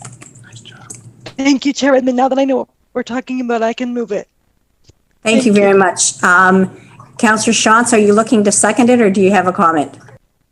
I have a question, and it's regarding the report that's here and Councillor Craig's notice of motion, and wondering if we should deal with all of that together, so that, because they kind of belong together. The report says suggested tax rate in the range of 9 to 10%, and I think his notice of motion addresses some other options. So just doesn't matter a lot to me. Just want to make sure it's use our time efficiently. So I would suggest that we can take them separately. I recognize, Councillor Shantz, that they are connected, but I would suggest that these guiding principles will be sort of an overarching way that we approach the budget. So I would suggest that we do take them separately. And again, I recognize they're connected. Councillor Vrbanovich, are you looking to second this or another comment? Sure, I'm happy to second it, but just as a comment, I believe you said that for the Schedule A that we would adopt it as is, and I just want to make sure that we're like it'll be edited, it'll be revised once staff look at the date conflict. Yeah, absolutely. Thanks. Craig, do you want to speak to this before we vote? Yes, thank you so much. So my apologies. I was not aware of the conflict on November 15th. Other than the fact that it's my birthday, so I'm actually pleased that we're changing this date. And I might just suggest, for the purposes of getting this schedule approved and into calendars, that we choose November the 8th as the replacement date. Again, the Wednesday before, if that works, generally speaking, for the committee. Be agreeable if we can come to your house and have cake, Craig, on the 15th. Perfect. I'll plan for it. Okay, so recognizing that there have been some fluid modifications, and with that clarification, it's been moved and seconded. All those in favor?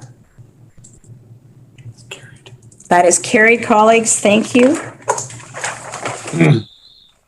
We'll now vote on the remaining finance report and various road and active transportation improvements. And this is 12.1.2 and 12.2. So if I could have a mover and a seconder for these, moved by Councillor Foxton, seconded by Councillor McCabe. I see no comments, so everybody in favor, please indicate by raising your hand. Using icon, anybody that's on eScribe can feel free. That is carried, colleagues. Thank you. The next is automated speed enforcement 5-year expansion plan. There is some additional information. Mathieu is here to answer any questions regarding the 5-year expansion for automated speed enforcement. I see no questions or comments. Okay, Mathieu, I guess you're not going to be pressed to service. So, a mover and a seconder. Can you read the motion, Chair Redmond, please? Oh, Rob's got his hand up to question now. Sorry. Councillor Deutschman has a question. Councillor Deutschman, you have a question, or you're moving it? Yeah, I'm going to move it, but I just wanted to say I did have a chance to speak to Mathieu, so that's why I don't have any questions this evening. I just want to thank Mathieu for his answers and the information that he's provided. And I just wanted to say I want to thank staff for responding to our desire to see this program sped up within the community, and look forward to working with staff to see how it unfolds and as we work its way through the community. It's going to make our community a safer place. Thank you. Councillor Deutschman, seconded by Councillor James. And Councillor Hunick, this is for information, but it is the entire planning and work summary, which goes on for several pages. Right. So is the motion to agree with the stationary cameras or the rotation of cameras? I just need that. Yes, that's actually point number 7, and I was just drawing attention to, but there are items 1 through 9 that are part of this report. I don't need to read 9. I just need to read the one about whether the cameras are stationary or still rotating. Okay, so Mathieu, can you speak to item 7? Don't go away. Sorry, Mathieu. Asked at the wrong time. No, that's fine. So you're asking if the cameras are stationary or they're being moved as part of this proposal, correct? Yes. Okay, Mathieu? Yes, so as part of the proposal, so item 7, this is the same recommendation as the one that was proposed at the Works Committee. So it's about setting the expanding to 175 schools and based on the fixed camera model.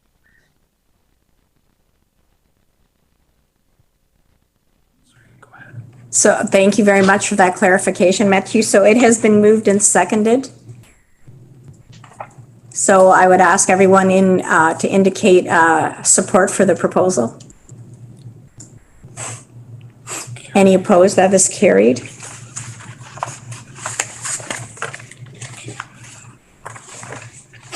So we will now vote on the approved summary as listed on the agenda for the closed committee meeting on June 6th. There are,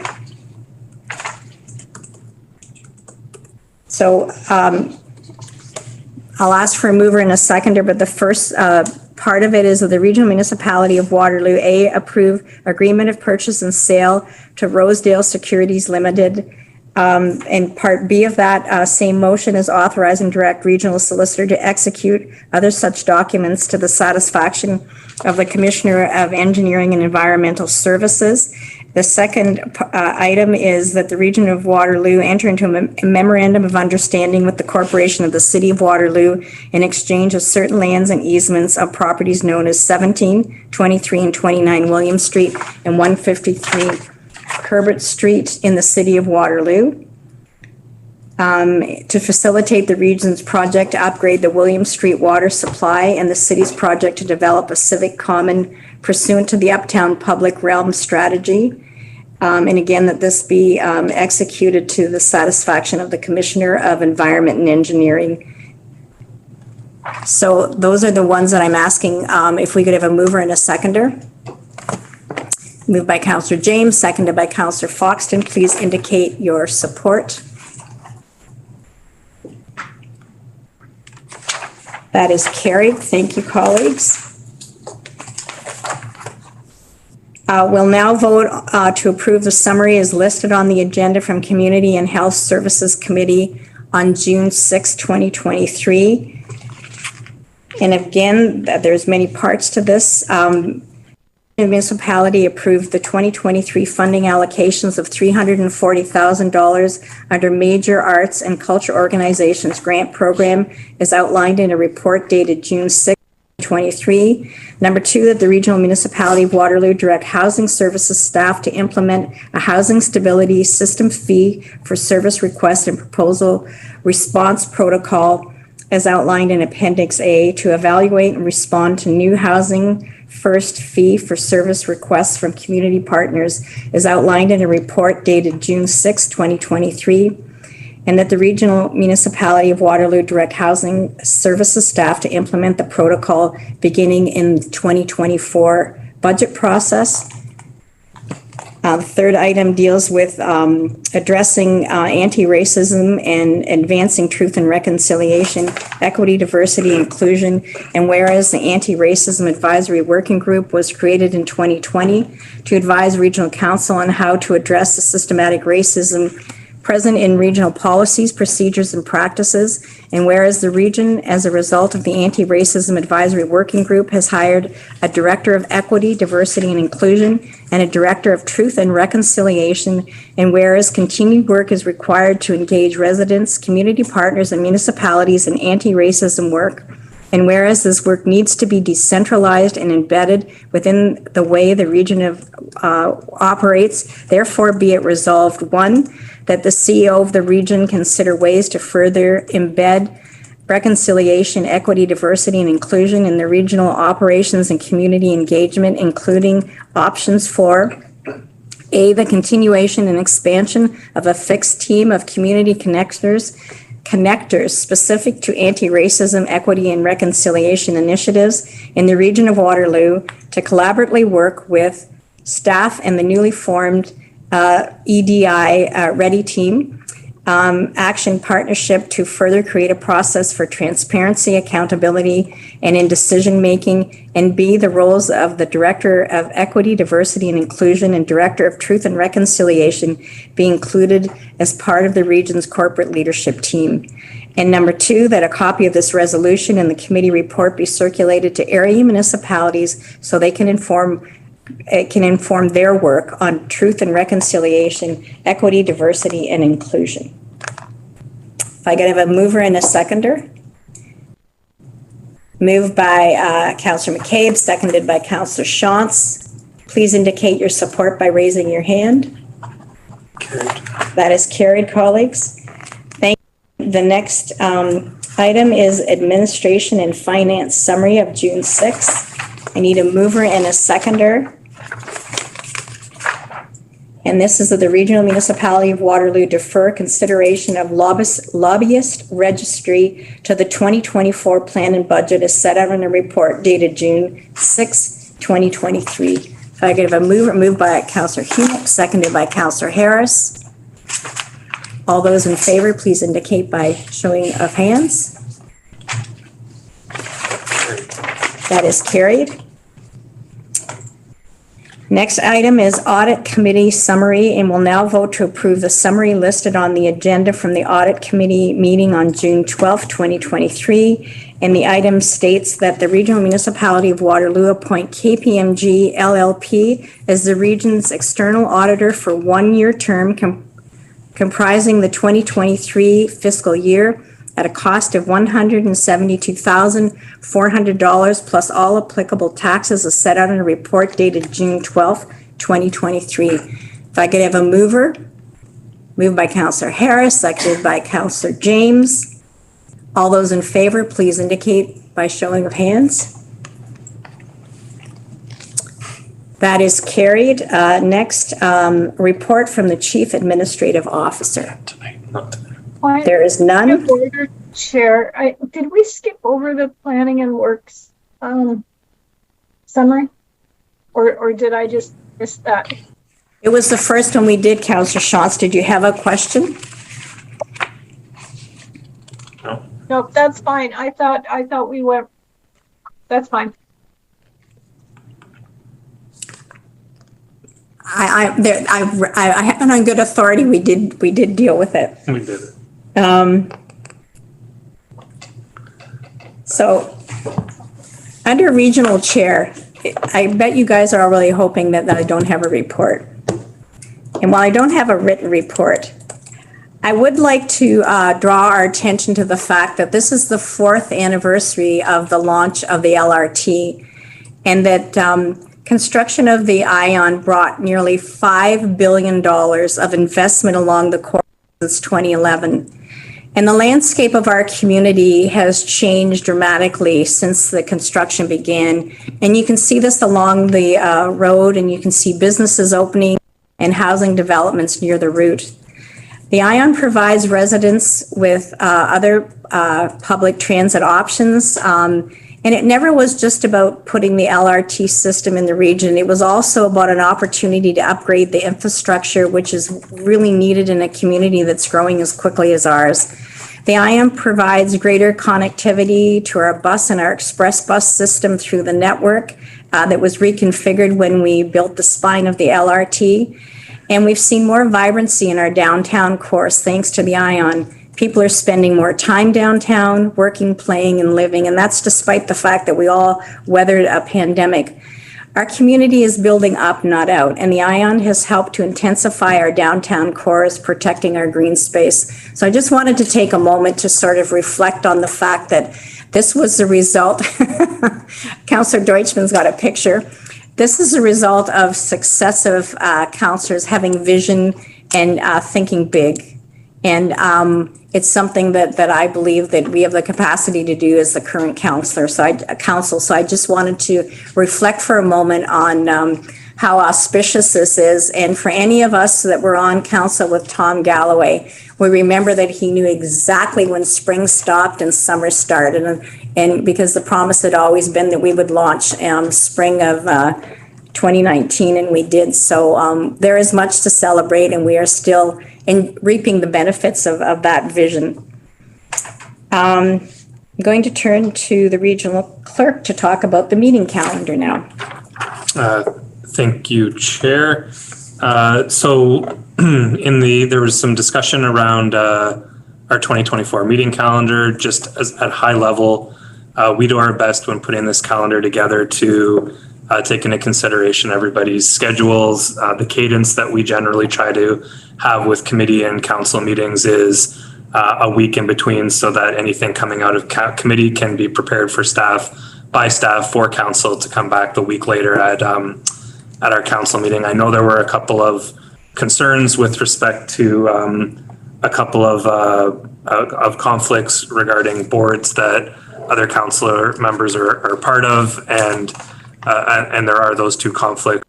We still put this together for all of council, given a number of different schedule adjustments and whatnot. So the calendars, I know that one councillor or two councillors might have a concern and raise that right now, but we just wanted to let you know what goes into making this calendar and why we work with that cadence with the week in between meetings, and happy to answer any other questions about that. Thanks, Chair. Thank you, Will. I see two questions. Councillor Urbanovich.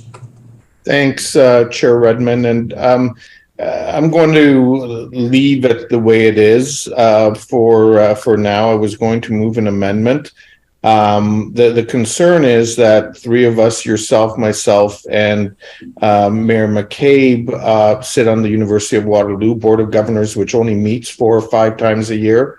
The schedule that's before us, I mean, quite frankly, in this past year, we haven't been able to get to hardly any of the meetings. And in the coming year, I think we'll be able to get to 2, maybe 3 of the 4 or 5 that are actually scheduled. The point and the problem there is that, number one, we're actually on that board by statute, and we can't actually even appoint a councillor. So, I mean, obviously, the conflict is regional council. That wouldn't solve your problem, Chair Redmond. But in the case of Mayor McCabe and myself, we can't appoint a councillor from our council, which we can do, for example, on the Laurier board. And so I would ask that going into the 2025 calendar, that Mr. Short actually looks to factor that in scheduling things. And if that means that, you know, in a couple instances, we may not be able to get the week in between, or if we just need to look at maybe having 2 weeks in between or something in order to get there. I think it's a pretty major institution in 3 of our cities.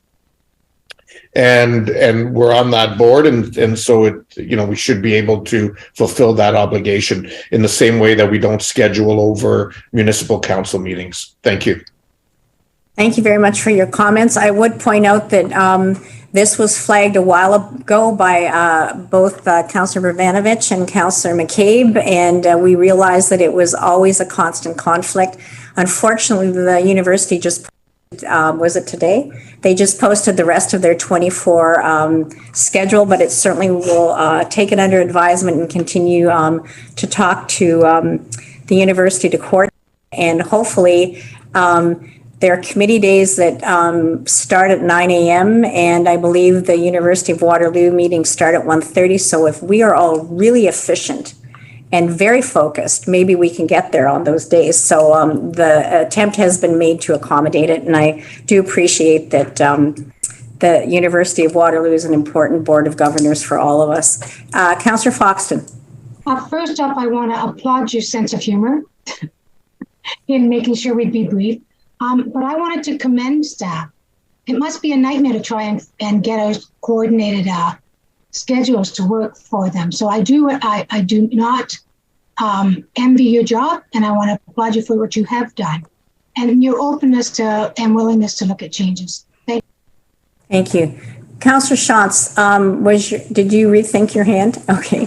Could I have a mover and a seconder to endorse this? Moved by Councillor Urbanovich, seconded by Councillor Harris. Please indicate your support by raising your hand.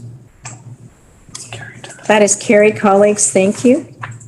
The next agenda item is very important. This is the Waterloo Regional Heritage Foundation appointments, and I would have to tell you that I sit on this committee, and it's an important committee, and they take their roles very seriously, and it's moving appointments to ratify membership on the Waterloo Regional Heritage Foundation in accordance with a report dated June 21st, 2023, and the three names are Philip Ellsworthy for a term ending in 2026, Andrea Carswell for a term ending 2026, and Brian Dietrich for a term ending 2026. Councillor Deutschmann. Thank you, Chair Redmond. I just a quick question I had, and it's sort of with respect to appointments to these bodies, these committees. Just a question about whatever training these individuals would have with respect to, and I bring this up in light of recent local news stories about conflict of interest, and I just wanted to find out whether individuals who are appointed to these bodies are given some information or an education session on two things: Code of Conduct and Municipal Conflict of Interest Act. So I was just wondering about that. Question, who would like to take that? Take that. So thank you, Councillor Deutschmann. So yeah, all members who are new to regional advisory committees and the boards and foundations, it's a little bit different for the two foundations where they have their own policies, but they do get information shared with them when they come on, and then we strive to do an annual refresher for them on those roles and responsibilities. It's not quite the Municipal Conflict of Interest Act; they have their own provisions that apply, but yes, they get information on that when they join. Thank you. Could we have a mover and a seconder for this? So these moved by Councillor Wolf, seconded by Councillor James. Please indicate your support by show of hands. That is carried, colleagues. Thank you. Other matters under Committee of the Whole: Employment Lands Shovel Ready Strategy. This is what Tony Lamontia was delegating to support. Is Rod on the line?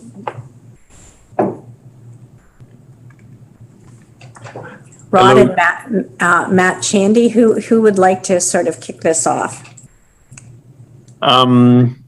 Yes, thank you, Chair Redmond. Matt can speak to the details of the report. This is a project which we've been working with the area municipal partners on for some time.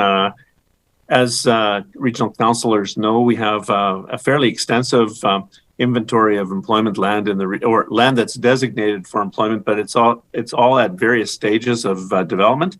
And the question is for us strategically as a regional community, what does that inventory look like? How difficult is it to bring various parcels to market? And that analysis is going to take a little bit of effort. The report presents a couple of options for proceeding forward. So over to Matthew Chandy for some additional detail. Thank you, Rod. So really what this is looking to do is, again, place a focus on how we get shovel ready as a region, and we have a working group with the region area municipal staff and Waterloo EDC to dig into this work and look at opportunities to accelerate shovel ready opportunities, capture investment. As Tony Lamontia was saying earlier, we want to make sure we're capturing or taking advantage of or being ready for investment that comes our way here. And a big part of that is ensuring that our employment lands in particular are shovel ready. We do know that the provincial government is also looking at how municipalities get shovel ready. We did the region and some of the area municipalities participated in the Job Sites Challenge that was issued by the province a couple years ago, and continues now on looking at how they can support municipalities to get shovel ready. So this is a priority for the province too, and we do want to make sure that as we work with them to attract investment here and work with our area municipal and Waterloo EDC colleagues, we can take advantage of the regular inquiries we're getting right now as a community. Thank you very much, Matt and Rod. And I would just point out before I take speakers, and I know Councillor Vrbanovich has his hand up, but there are two options that staff have presented us with. One is immediately initiate the development of a strategy prior to the 2024 budget, extending the regional official plan contract with Dillon Consulting to complete associated employment lands technical work at an estimated $365,200 plus applicable taxes, and engage the services of Newmark to examine the region's market readiness suitability state for investments supported by small, medium, and large-sized parcels at an estimated cost of $120,000 plus applicable taxes. Or option B is defer the decision to develop employment lands shovel-ready strategy for the 2024 budget cycle, and if approved, consider recommendations as part of the 2025 budget cycle. And it's up, it was up and it's down. So those are the options. Councillor Vrbanovich. Thanks very much, Chair Redmond, and I'd be pleased to move option A on this item. And if just briefly speak to it, I want to thank both Mr. Regier and Mr. Chandy for bringing this report back, and for bringing this report forward rather at this time, and Mr. Lamantia for speaking to it earlier today. I think as we heard and as we all know, this area and its 8 municipalities have been very successful in having one of the strongest economies, both in the province of Ontario and in Canada. But maintaining that means that we can't rest on our laurels, and it means that we need to keep our foot on the gas pedal and continue to move forward in a timely manner, because in this post-COVID world, the world continues to evolve. There's many opportunities that are coming to Ontario and to Canada, and we want to make sure that we're as best positioned as possible in order to take advantage of those. I think one of the things that COVID taught us is that we need to, for example, have certain manufacturing back in Canada, and we're seeing companies doing that. And I think we want to make sure that we continue to be vigilant on that front, and that we continue to have the diverse economy that we historically have had. That's been part of our success story, quite frankly, recognizing that, it's not having all our eggs in one basket, but having manufacturing, having financial services, having tech innovation, looking at, health services and so on. And we want to make sure that we continue to do that and make sure that there's good quality manufacturing jobs for those residents in our community in the future who will be looking for those jobs. And so I think this will help make sure that we're well positioned and a prime place where people continue to consider going forward. Thank you. Given your previous comments, Councillor Fox, I'm assuming that you'd like to second it, and I would cede the floor to you. So would you like to make some comments? No, it's just what I said before. If we get more businesses and development here sooner, I think we'll put ourselves behind the 8 ball again if we wait till 2024, starting to get into 2025, when things are happening now. So we're already a little bit behind. And every business we bring here relieves the taxpayer. And so we have to look at it that way. So, second it, please. Your hand go up and down. Oh, no, it is up. Sorry. It's just very faint. Go ahead. Is that to me? Just please go ahead. They don't let me do the unmute button myself, so I have to rely on Will. Okay. Yeah, thanks. I appreciate the comments and that people have made when Mr. Lamantia was here, and then just now. And you know, I think we all agree as council that economic development is important. It's no one certainly is arguing that. It does disturb me and trouble me when we talk about these things as if it's in isolation from our natural environment. And I listened to both Mr. Lamantia and Rod and Matthew's presentations, and it does disturb me that the word, you know, climate change and protecting our natural environment isn't even, there's not even a passing comment about it. So I think, you know, we need to be very mindful of our green space, our natural heritage spaces, our water, above maybe all things, but just we need to have a balance. And right now I don't really hear that balance. So I would just echo again to staff and to my council colleagues to, you know, a reminder that we need to think of both sides of the equation, because our region is growing. There are lots of you know, people moving here, but if we don't have the type of environment and, you know, clean air to breathe and enough water to drink, etc., you know, we're going to be shortchanging ourselves and future generations. So I just ask us to be really mindful of that part of the equation. Thank you. Thank you very much, Councillor McCabe. I see no further speakers. So option A, that we move ahead with this investment in our collective future. And I probably am channeling Paul Martin when I say a rising tide lifts all boats. I think that this does bode well for our entire region. So I'm very supportive of this, and I would ask all those in favor, please, to indicate so by raising your hand. That is carried, colleagues. Thank you. The next agenda item is proposed access to Regional Road 58 Fischer-Hallman Road at 1950 Fischer-Hallman Road. And I know there were a few questions of Matthew Getke earlier. There is a report, and there also is a recommendation with that report. Matthew, do you want to speak to the report at all, or should we just go to the questions? Through you, I can make a quick introduction. First, apologizing for the late publication of the report, but I'd like to thank also the staff from multiple teams, from corridor planning, from design and construction, and from the transportation team for being able to bring this to council in this June cycle.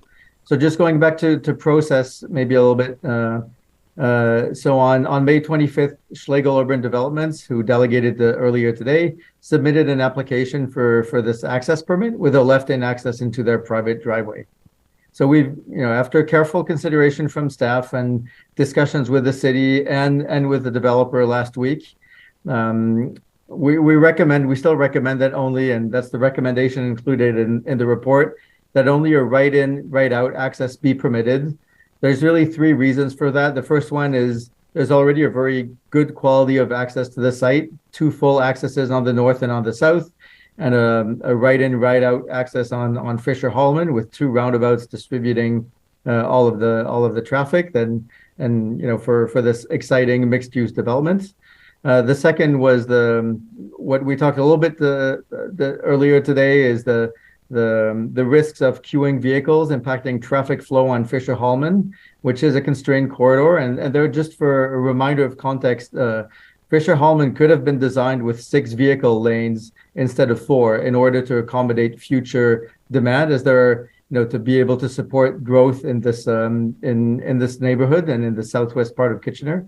But it was decided otherwise in order to avoid induced demand, but it makes active transportation and transit all the more critical. And this is why that these multi-use trails on either side of Fischer-Hallman need to be as high performing as possible. And the third reason was, and that was to Councillor Deutschman's question earlier this evening, the risk of that increased collision points with vulnerable users in particular, with these the 2 lanes of cars going at different speeds from the users of the multi-use trail. And there's both a safety issue, but it also has the risk of discouraging active transportation and not getting us to the mode shares that we're looking for corridor. So ultimately, I would say that the recommendation is based, after carefully hearing the arguments presented by the developer and their traffic consultants. This recommendation is based on the fact that ultimately the region will be responsible for and accountable for the performance level of the road. So if there are some operational issues or some safety issues, they will turn, the public will turn to the region to fix that issue. And I would say regional staff is always willing to support the developer in their commercial discussions if that would be useful to them. So maybe I'll stop there with the introduction and happy to answer any questions.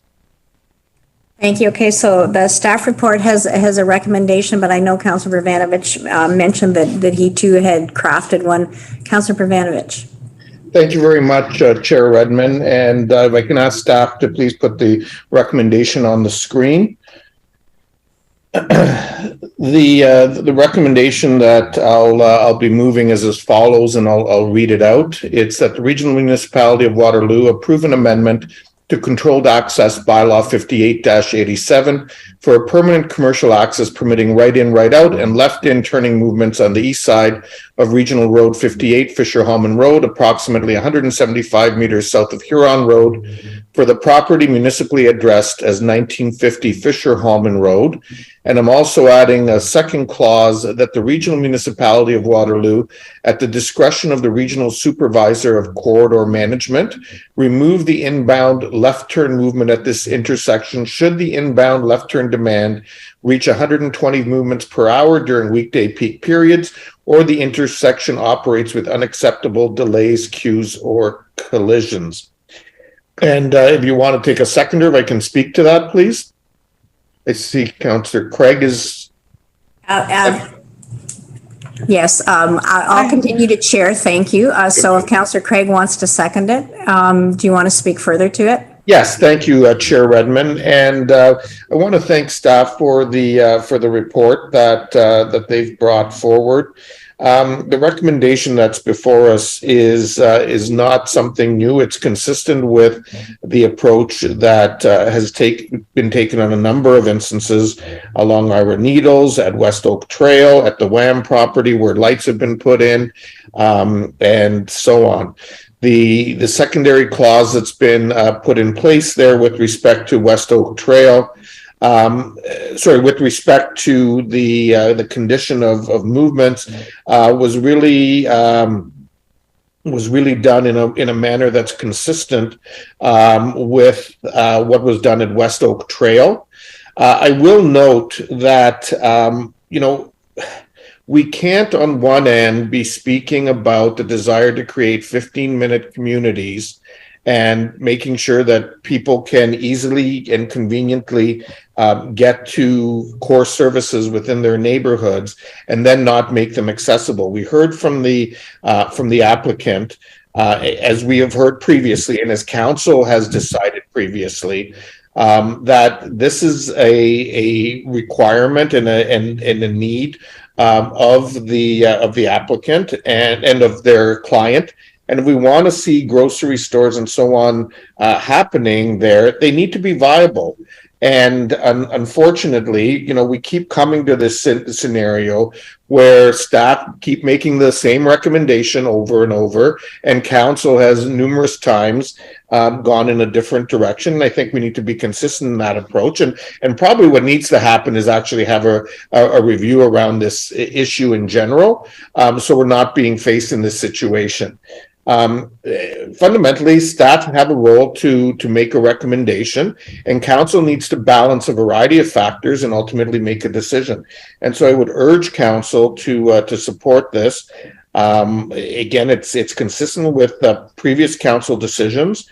There is a clause to deal with any potential concerns, and ultimately it supports growth in our community and the 15-minute neighborhoods that we speak of, while also making sure safety is paramount. And so I think it is a balance. We know it works elsewhere along that corridor, and I would hope we can take the same approach here. And I would ask for a recorded vote, please. Thank you. Okay, so we have several speakers. Councillor Hunick, please go ahead. Speaking as a low vision pedestrian who lives near Fischer-Hallman, I do not want this to go through.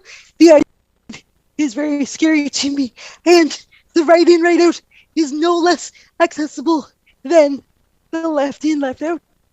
And asking for a 15-second extra commute is not at all inconvenient for anyone. So please take that into consideration as you vote. Thanks.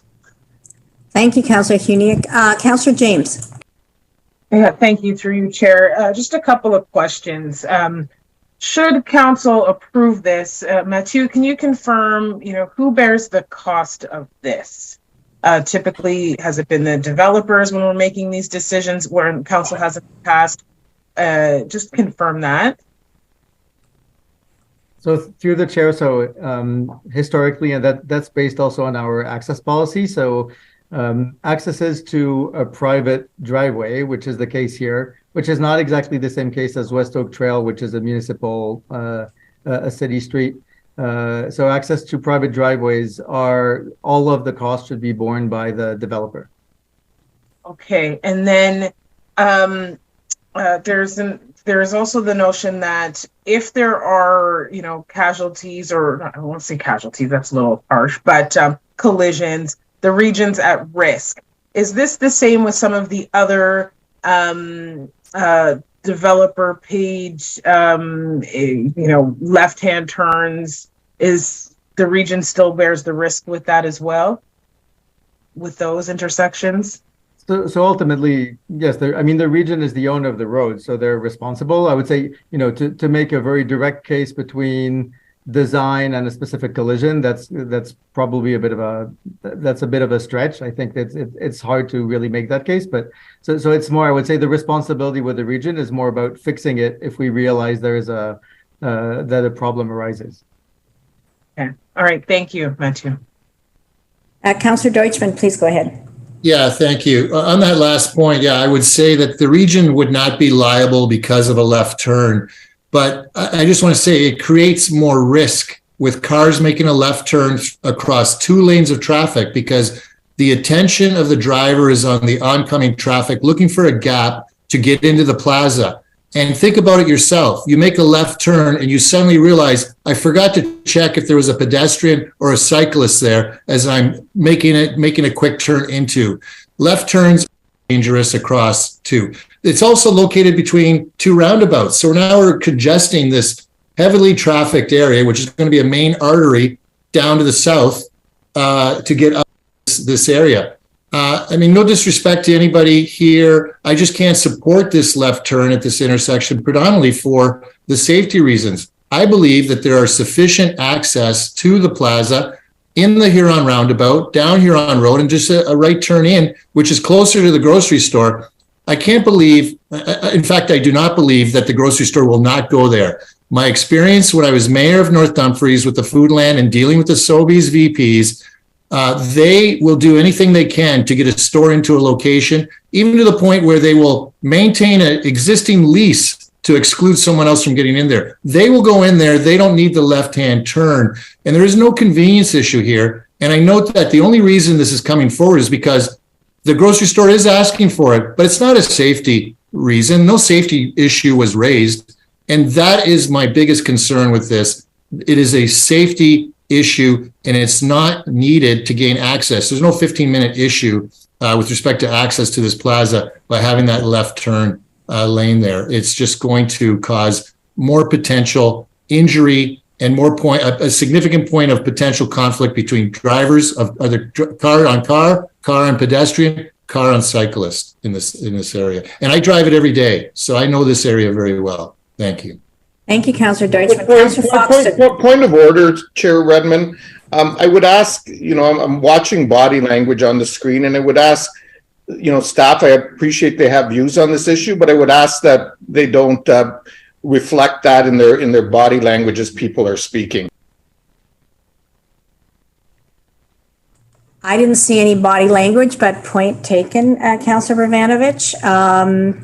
Councillor Foxton.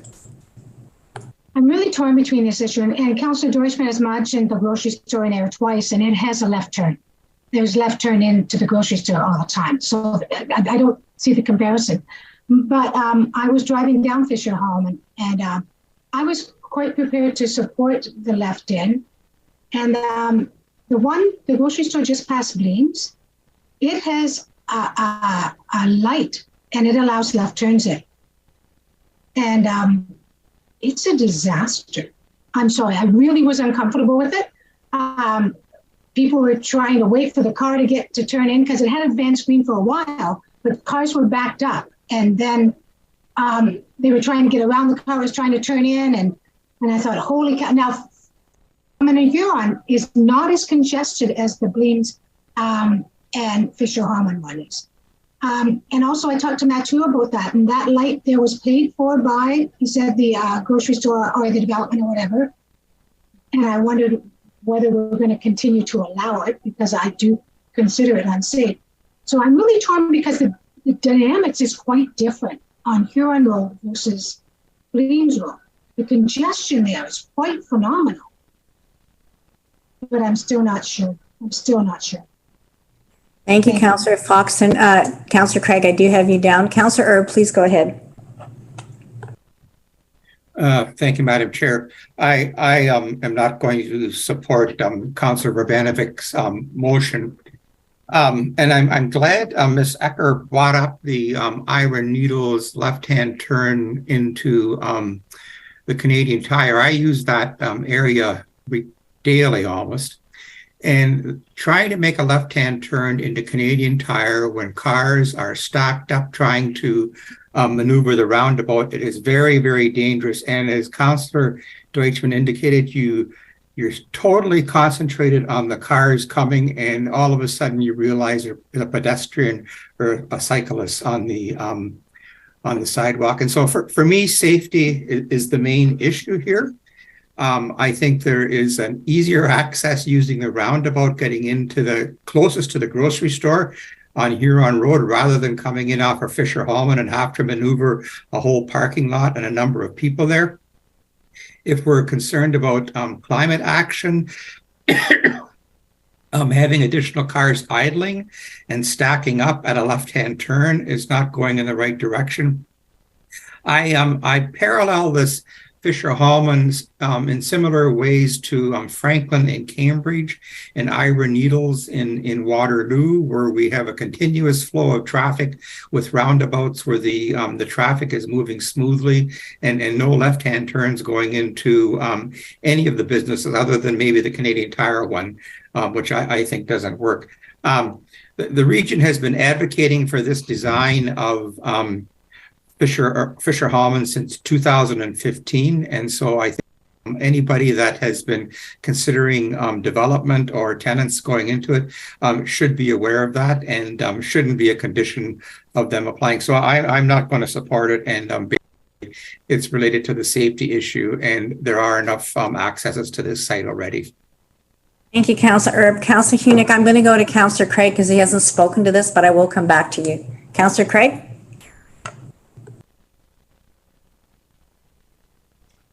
Can you hear me? Oops. All right. Yes. Yeah, sorry about that. It's a fascinating discussion, and I'm a little bit lost about all these concerns about left-hand turns, left-hand turning. I mean, there's thousands of left-hand turns throughout the region on various roads everywhere. If you look at Hespeler Road, that has 6 lanes of traffic, and there are left-hand turn lanes that are allowed all the way down Hespeler Road. It even allows for U-turns at the lights. I mean, there's all kinds of things going on. So I find this a little mind-boggling that all of a sudden the safety and concern of one left-hand turn lane into a plaza is going to upend the safety of vehicles and citizens, because Hespeler Road's a perfect example of where this takes place all the time. And simply regional staff haven't stepped in to say, geez, we shouldn't be allowing this.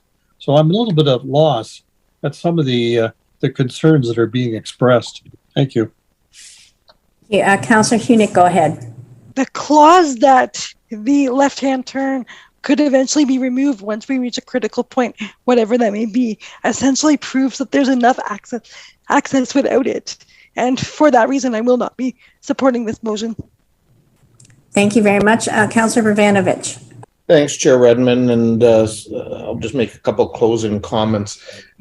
First of all, I do want to note, as I did when we dealt with this originally at committee, that Kitchener staff, certainly transportation staff, did indicate that they have no issues and concerns with this. I do want to point out to Councillor Erb's comment about 2015. That's exactly why the region's EA around this in 2016, and the report the delegation reference spoke to the median being sufficient width to accommodate a left in the future. I think we want to keep in mind, and I know that the reference was made with respect to the signal right now not functioning properly. Part of the challenge there, quite frankly, is that Fischer-Hallman is a construction mess. And so it's not even that whole left turn lane and everything is not functioning the way it ultimately will because of the construction. And so until that's done, we're not going to be aware of that. And lastly, I just want to again reiterate the 15-minute community and impacts on climate. The reality is that every time we're making it longer for people to get around, we're actually being negative in that regard in terms of climate. And so I think for all those reasons, I would urge colleagues to support this. So it has been moved and seconded, but before I call the vote, I don't understand the second part of your motion, Councillor Bravanovich. At least I'm looking for clarity on the supervisor of corridor management. Can you explain? This is the same clause that was in the West Oak Trail condition when that left turn was approved. Okay, so if you the can't title provide, of that role has changed, staff might want to change that, but it's that same clause that's being put in place here. So I guess I'm going to look to Matthew or somebody to explain to me. Is that a regional employee? If so, who is it? Is it somebody at the City of Kitchener? It's a regional employee, is my understanding, Chair. Yeah, because it's a regional road, correct? Yes. Yeah, so we do have a manager of corridor management, who's Josh Graham, and he helped in designing. He's just texting me to say I'm correcting. It's manager of corridor planning now.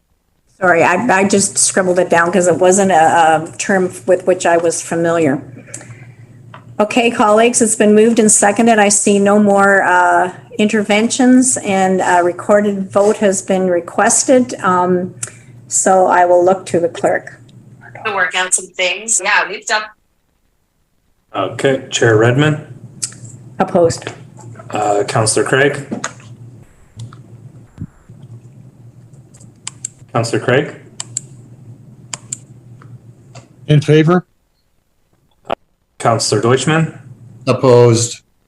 Councillor Erb. Opposed. Councillor Foxton. In favor. Councillor Harris. In favor. Councillor Hunick. Opposed. Councillor James. In favor. Councillor McCabe. Opposed. Councillor Nowak. In favor. Councillor Shantz. In favor. Councillor Verbanovic. In favor. Councillor Williams. In favor. Councillor Wolf. In favor. So that's 1, 2, 3, 4, 5, 6, 7, 8, 9. That carries. Colleagues, that is carried. So motion will start is committee of the whole to rise and council to resume. If I could have a mover and a seconder. Moved by Councillor Harris, seconded by Councillor Nowak. All those in favor, please indicate by raising your hand. That is carried. So we're now in committee of the whole. I need a motion to adopt the proceedings of the committee of the whole. If I could have a mover and a seconder. Moved by Councillor Wolf, seconded by Councillor Craig. All those in favor, please indicate by show of hands. That is carried. Sorry. Notice of motion. So we're now to notices of motion. Councillor Deutschmann, there's a motion, notice of motion that you put forward. Do you still wish to put that motion forward? No, I'll be withdrawing that. Thank you, Madam Chair. Thank you very much, Councillor Deutschmann. The next notice of motion is Councillor McCabe. Councillor McCabe, do you want to move this motion? Yes, I do, please. Is there a seconder for your motion? Moved by Councillor Hunick. Councillor McCabe, do you want to speak to it? Yes, thank you so much. Just a few comments. As we know, the countryside line is unique to Waterloo region. We are the only municipality in Ontario with a protected countryside line designation. And this was first incorporated into our region's growth plan in 2001 to 2000, so over 20 years ago. And it was adopted into our region's official plan in 2009. And it's used as a way, as we know, to control urban sprawl and to prevent it from annexing our rural areas. So it protects farmlands, it protects sensitive natural areas from urbanization. And the goal of the countryside line is not only to protect those areas, but it's also to encourage sustainable growth within our region's urban areas. And as Chair Redmond just mentioned, today is the 4th anniversary of the ION, and the firm commitment that the region had to the countryside line and directed urban growth back to our core areas, that intensification. I mean, that is one of the reasons that the ION strategy has been so successful, and it's a reason why the development along that corridor has been so successful. So in April of this year, the province of Ontario ordered the region to open up more land for development of new homes. And in fact, it was over 2,700 hectares of undeveloped land has been designated, and 70 hectares of which are part of the countryside line. So the province's decision, as we know, is final and no appeals can be made. But that's why I've written this motion, and I'm asking you to consider. And as a reminder, the region's official plan states in section 2-C3.3, the notwithstanding policy, that the region may consider an amendment to the plan to adjust an urban area boundary outside of the municipal comprehensive review. And this has been a long-standing policy that's been part of our region official plan, and it's still in effect. So the motion I've written only applies to residential development, and it asks council to reaffirm the concept of no new residential areas in the countryside line, and it directs staff to go take a bit of time to explore removing the equivalent amount of 70 hectares from the urban areas and adjusting to adjust the countryside line accordingly. And this is in order to compensate. It's the principle of 1 for 1. So we know that it's when it comes to urban planning, it's best that we make decisions together as a council, and this is a way we can assure that our growth plan works for all of our communities and protects our natural spaces, which are so vital. So fully understand, and I've said numerous times that we understand the need to intensify our neighborhoods. We understand that we need to build more housing. And we know that housing applications are being approved in Waterloo region. And we also know that there's room within the region's designated urban areas to build more homes and to meet the growing demand for housing to 2050. So I acknowledge that the province's decision on this is not up for appeal, but I think it's really important for us to not let this chance go by, and that it's important for us to discuss and to find new areas within the countryside line to protect. We have been a leader. The region has been a leader since 2001 with the creation and the commitment to the countryside line. And I think it's incumbent on us as council to not let this change to over 20 years of our collective and successful planning strategy pass without addressing and discussing this forced change. So I just want to leave you with that this motion, if passed, and I am asking for your support, would simply direct staff to look at potential areas of land that are required, that require some increased protection that are within our urban boundaries. Thank you.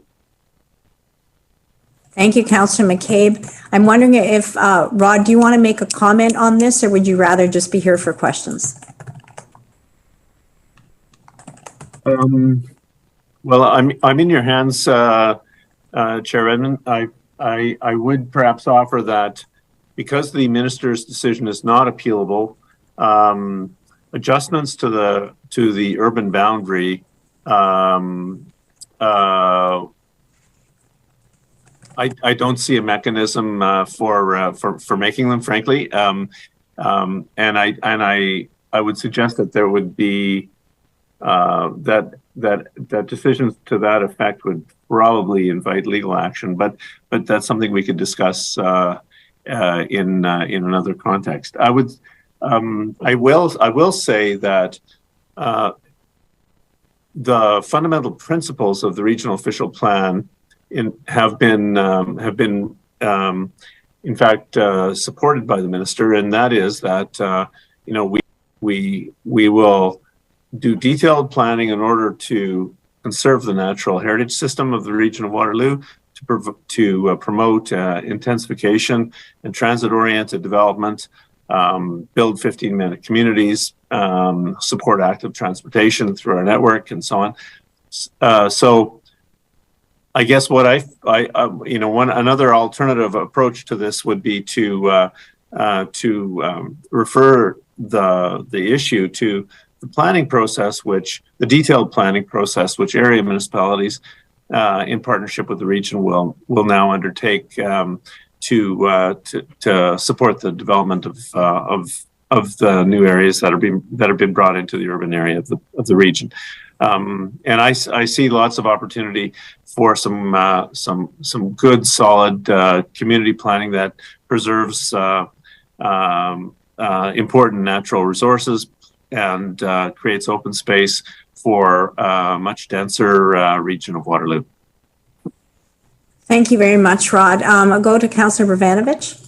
I just on a point of order, can I just ask Rod something? Because I'm just unclear about, or do I have to wait? You go ahead and ask.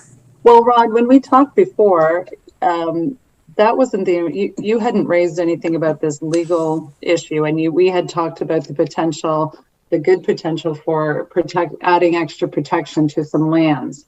So I'm not sure if your position's changed, or I'm just not following. I didn't follow what you were saying there, because it sounds quite a bit different from what we talked about a week or so ago.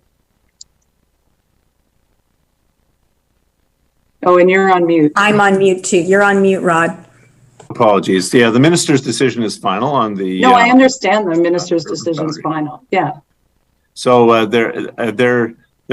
don't see a path forward on this. We can have I can consult further internally and on potential mechanisms if that's council's direction, and bring the findings of that discussion forward at a future meeting. I would say that's actually that what the motion is asking for, but yeah, some of the parcels of land that were suggested actually already have protections in place. And so I think that I'm not sure that there would be significant benefit to I didn't suggest any land. Yeah. I didn't suggest any land. That was the point of the motion, was for staff to go and do some research and report back. Okay, I'm going to stop because I don't think debate with staff is particularly helpful. Well, I just want to be clear. Yeah. I'm going to go to Councillor Bravanovich. Thank you, Madam Chair, and thank you, Mr. Regier, for those very enlightening and helpful comments with respect to this issue. I am wondering, actually, I mean, I do have some questions, Madam Chair, but in light of the reference around the legality of this and so on, I'm wondering if our appropriate course of action, in fact, may be to defer this issue tonight and to have staff bring it back with legal advice in caucus, and then we can deal with it at the August meeting with that information, because I think that's pretty important before we make a decision of this nature. If that makes sense to you, then I'm prepared to move that and deal with it in that manner. Otherwise, I do have some questions and comments. Okay, so you're going to move a deferral till August, and we add this to be accompanied by a staff report. Well, to come to us in caucus with legal advice pertaining to the issues that Mr. Regier just raised. Okay, is there anybody that wants to second that deferral? Okay, it's moved by Councillor Foxton. Okay, so we're speaking to the deferral and the time. Councillor Shantz. I support the deferral, and if I could just make a suggestion to Councillor McCabe, words are everything. All of our development is inside the countryside line, so your wording is not quite right there. So if it comes back, you might want to take a look at that. So we have, it has been moved and seconded to defer. Councillor Foxton, do you want to speak to the deferral? Just very quickly note that all of our lands also do not extend into the countryside. So Councillor McCabe, I understand your motive. The move has been to defer this till the August meeting, when it would come back in camera with some legal comments. Do you want to make a last comment before we have the vote? I mean, that's fine. I mean, the whole, I think it's sort of 6 of one and half a dozen of the other, right? It's like, the point was for staff to come back with some information about this. So like whether we say yes to my motion or you say yes to the deferral and staff comes back with the information, I think it's the same thing. Okay. So I just,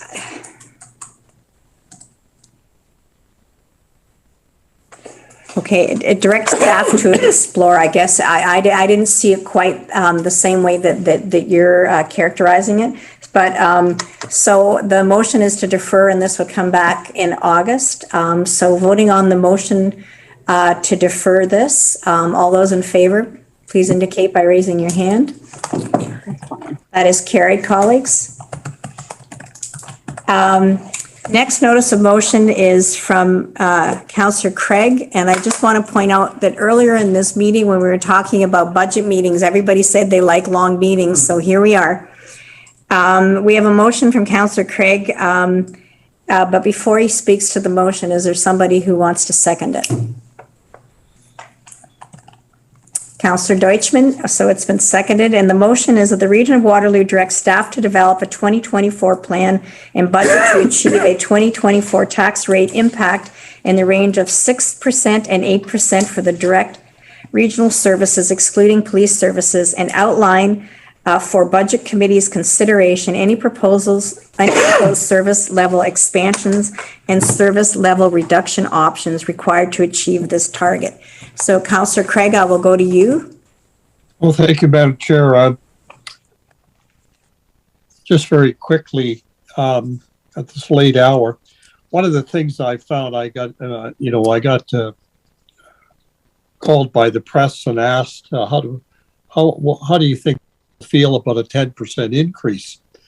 And I said, well, I think people right across the region are fairly unhappy about that. And I think it's up to us to make some steps to reduce the budget in some ways. Now, I'm not suggesting by this motion that in fact I want council to come in at 8 or 6%. I'm simply saying, let's look at it. Let's look at how staff have gotten to that position, and let's see what we can do in terms of perhaps accepting some parts of what they are saying, or looking at other things that could in fact help reduce the budget. I think one of the things that the public doesn't understand, and a lot of members of the public I've come across are saying, why can't you come in at inflation? Why can't you come in at 3%, 5%? Well, I think they need to see what the ramifications of something like that is. And I think a 6% request and having a look at it will show the public exactly why it's so difficult to, and so devastating, I would probably say, to reduce the budget that much because of all the implications across the board and all the effects it's going to have. So I think it just demonstrates the position we're in. It also, in some ways, if we reduce the budget in small ways, will give us some opportunity to look at how staff have made some suggestions that might be acceptable. So, Madam Chair, that's kind of the bottom line. Thank you. Thank you, Councillor Craig. Councillor Deutschmann. Thank you, Madam Chair. Yeah, so I recognize that ultimately it is the decision of council to decide what we're going to do or not do. However, I also take a lot of guidance in Councillor Craig's many years, decades of experience in preparing and dealing with municipal budgets, and his experience in the past of doing this very thing, and successfully while he was the mayor of Cambridge. This is not something that is unheard of. It's not us deflecting any responsibilities onto staff, but it's using our professional staff to provide some insight for us to see what that sort of cut would look like, so that we can then show the community, if the desire is to get a number that is considerably lower, this is the sort of thing it could be. Now, the motion itself, I have a little bit of a concern. I'm going to propose an amendment to the motion, and I've forwarded it to the regional clerk. And to me, the motion only looks at service cuts. My impression of the motion was it's only talking about service cuts. And I think we need to ask staff and go back to this issue that we debated during the last budget process, which was capital cuts or delays, and anything we can extract from reserves. And I think we have to look at these three areas, not just the one area, which is service cuts. And so my proposed amendment, I don't know if, okay, there it is, just adds that. I'm amenable to any wordsmithing, but the general idea is to not just look at service cuts. I think the issue of trying to reduce our budget increase has to be something that's shared along many lines, not just services, but also capital projects where possible, and reserves and freeing up reserves that can go towards the bottom line. So that's just what I've proposed. I don't know if that's a friendly amendment. I know I seconded the motion. I don't know, can I friendly amend myself? I'm not sure. Well, you can make that decision, but the mover can't. But I just want to read it out. So it is the same motion, but inserted as reduction or delay in capital projects and reduction of reserve accounts required to achieve the target range. Otherwise, it reads the same. Correct. Can you take it down? So I would look to Councillor Craig. Councillor Craig, do you perceive that as a friendly amendment? I do. Thank you very much. Okay, so it is a friendly amendment. I can read the whole motion again if we like. Is everybody clear on what it is? And Councillor Bravanovich, you had your hand up. Do you still want to speak? No, you're good? Okay. Councillor Hunick, do you want me to read the whole thing? You're good? Okay. Councillor Bravanovich, you now want to speak? Yeah, no, I always wanted to speak. I didn't know what happened to my hand. No, I just want to thank Councillor Craig for bringing this forward, and I think the amendment actually is helpful as well, which is now, I guess, friendly. This is going to be a tough budget. I've heard, a lot of concerns from people, as Councillor Craig has indicated, and I think we need to have our professional staff look at these issues. I guess the only thing I would ask is, as they look at it, is that they not only just look at maybe the ones that, Chair Redmond, you'll remember this from your time on Kitchener Council. Staff used to bring us this Z list of things that they knew that we would never cut out. But it was this list of potential cuts, and it was like closing Idlewood Pool and closing Wilson Pool and stuff like that. And none of those ever went anywhere. So I think we do need to look at some real things that we might consider, both from a service point of view, but also from a administration bureaucracy point of view that may need to just rethink some of what we do. And then let's have those strong, vibrant conversations, input from the community, and then we'll make some decisions at budget time. Thank you. Thank you for that input. I believe that we used to call that the sacred cow list. And I know that is not something that staff would ever do in this instance. So it's been moved, seconded, amended with a friendly amendment. I see no other speakers, so I'd ask with a show of hands those who are in favor. That is carried, colleagues. Are there any future notices of motions? It seems to be a night of notices of motion. I have no unfinished business. Other business, Councillor Nowak? Thank you, Chair Redmond. There's an issue I'd like to bring to Council's attention. Can you hear me all right? Yeah, okay, my voice is a little bit raspy. For the last few years, I've been dealing with an issue in Linwood with regard to the heavy traffic that comes through the heart of the town. And I've been requesting for quite some time now to have a four-way stop put into that intersection. As recently as about maybe 5 or 6 weeks ago, I was assured that in fact that was going to happen, and that was going to happen by the end of June, so that the traffic, the cottage traffic could be calmed down as well. As of tonight, I was told something completely different, that's not going to happen now. And for some reason, I just really don't understand why there's such a change. So I guess what I'd like to do is ask for direction. I mean, if I would have known this a little bit earlier, I would have prepared, a notice, a motion to move forward with a four-way stop. But should we be looking at direction to staff to figure out why this has changed? I think you're aware that this was promised to the people of Linwood. I've told the people of Linwood that this is going to be coming. And now I have to go back to them and say, no, it's not going to come and I can't answer that. I don't know why.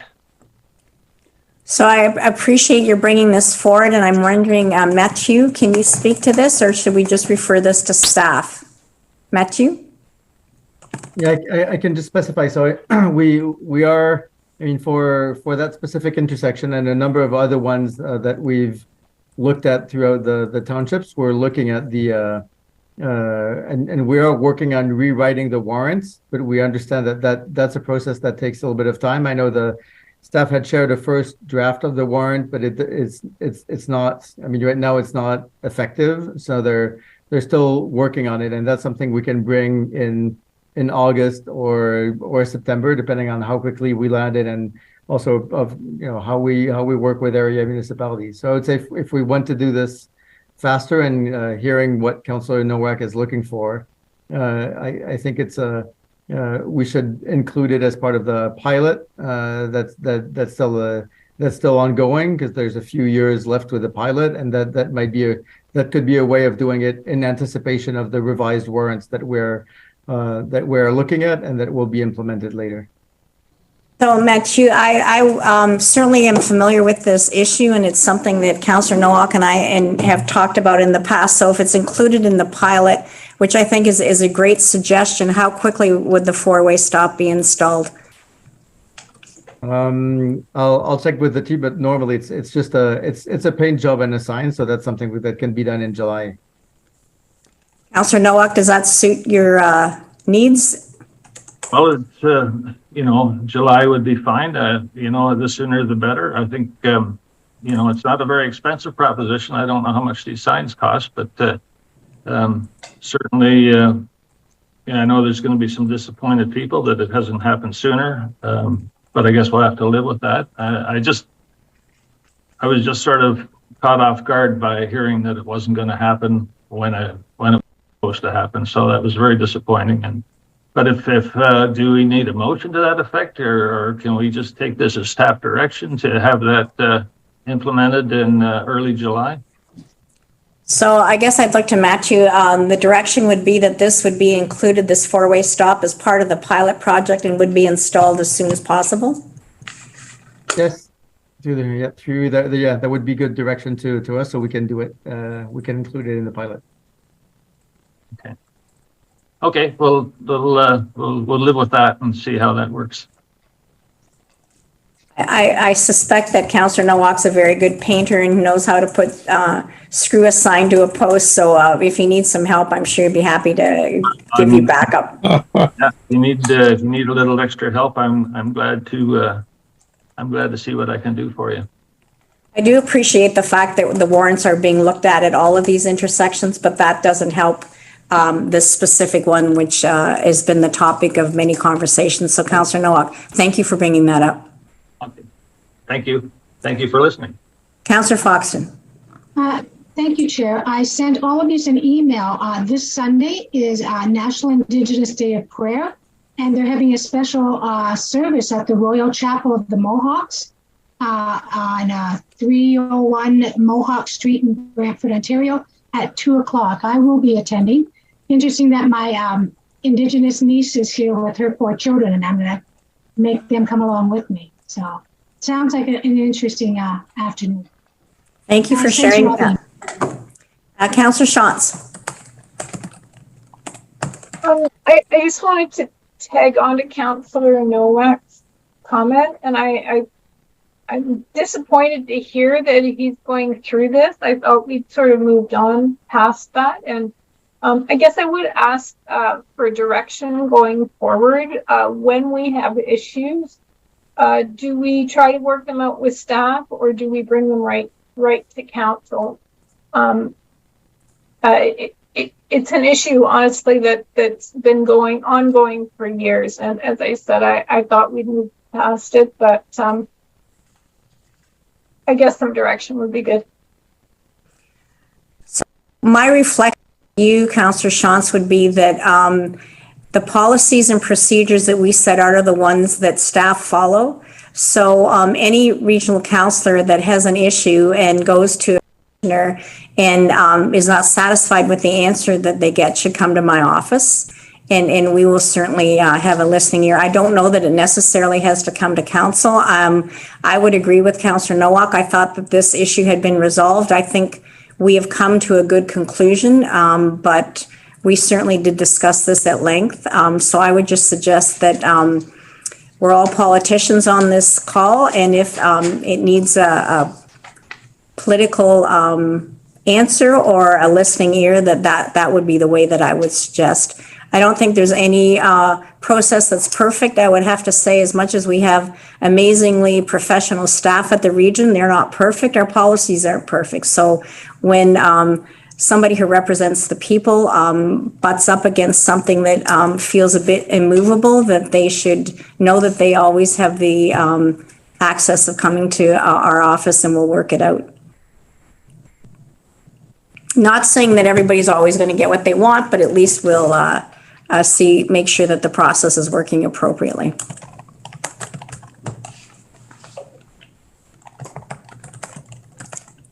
Having said that, we're not done yet, folks. Is there any other business? Are there any questions? I now entertain a motion to enact the bylaws first, second, and third readings. There is bylaw 21.1 through to 21.4. If I could have a mover and a seconder, moved by Councillor Foxton, seconded by Councillor Craig. Please indicate your support by raising your hand. That is carried, colleagues. Now I'd entertain a motion to adjourn. Moved by Councillor Bravanovich, seconded by Councillor Nowak. All those in favor? This meeting is adjourned. Have a good night, everyone. Take care, everybody. Good night. Good night.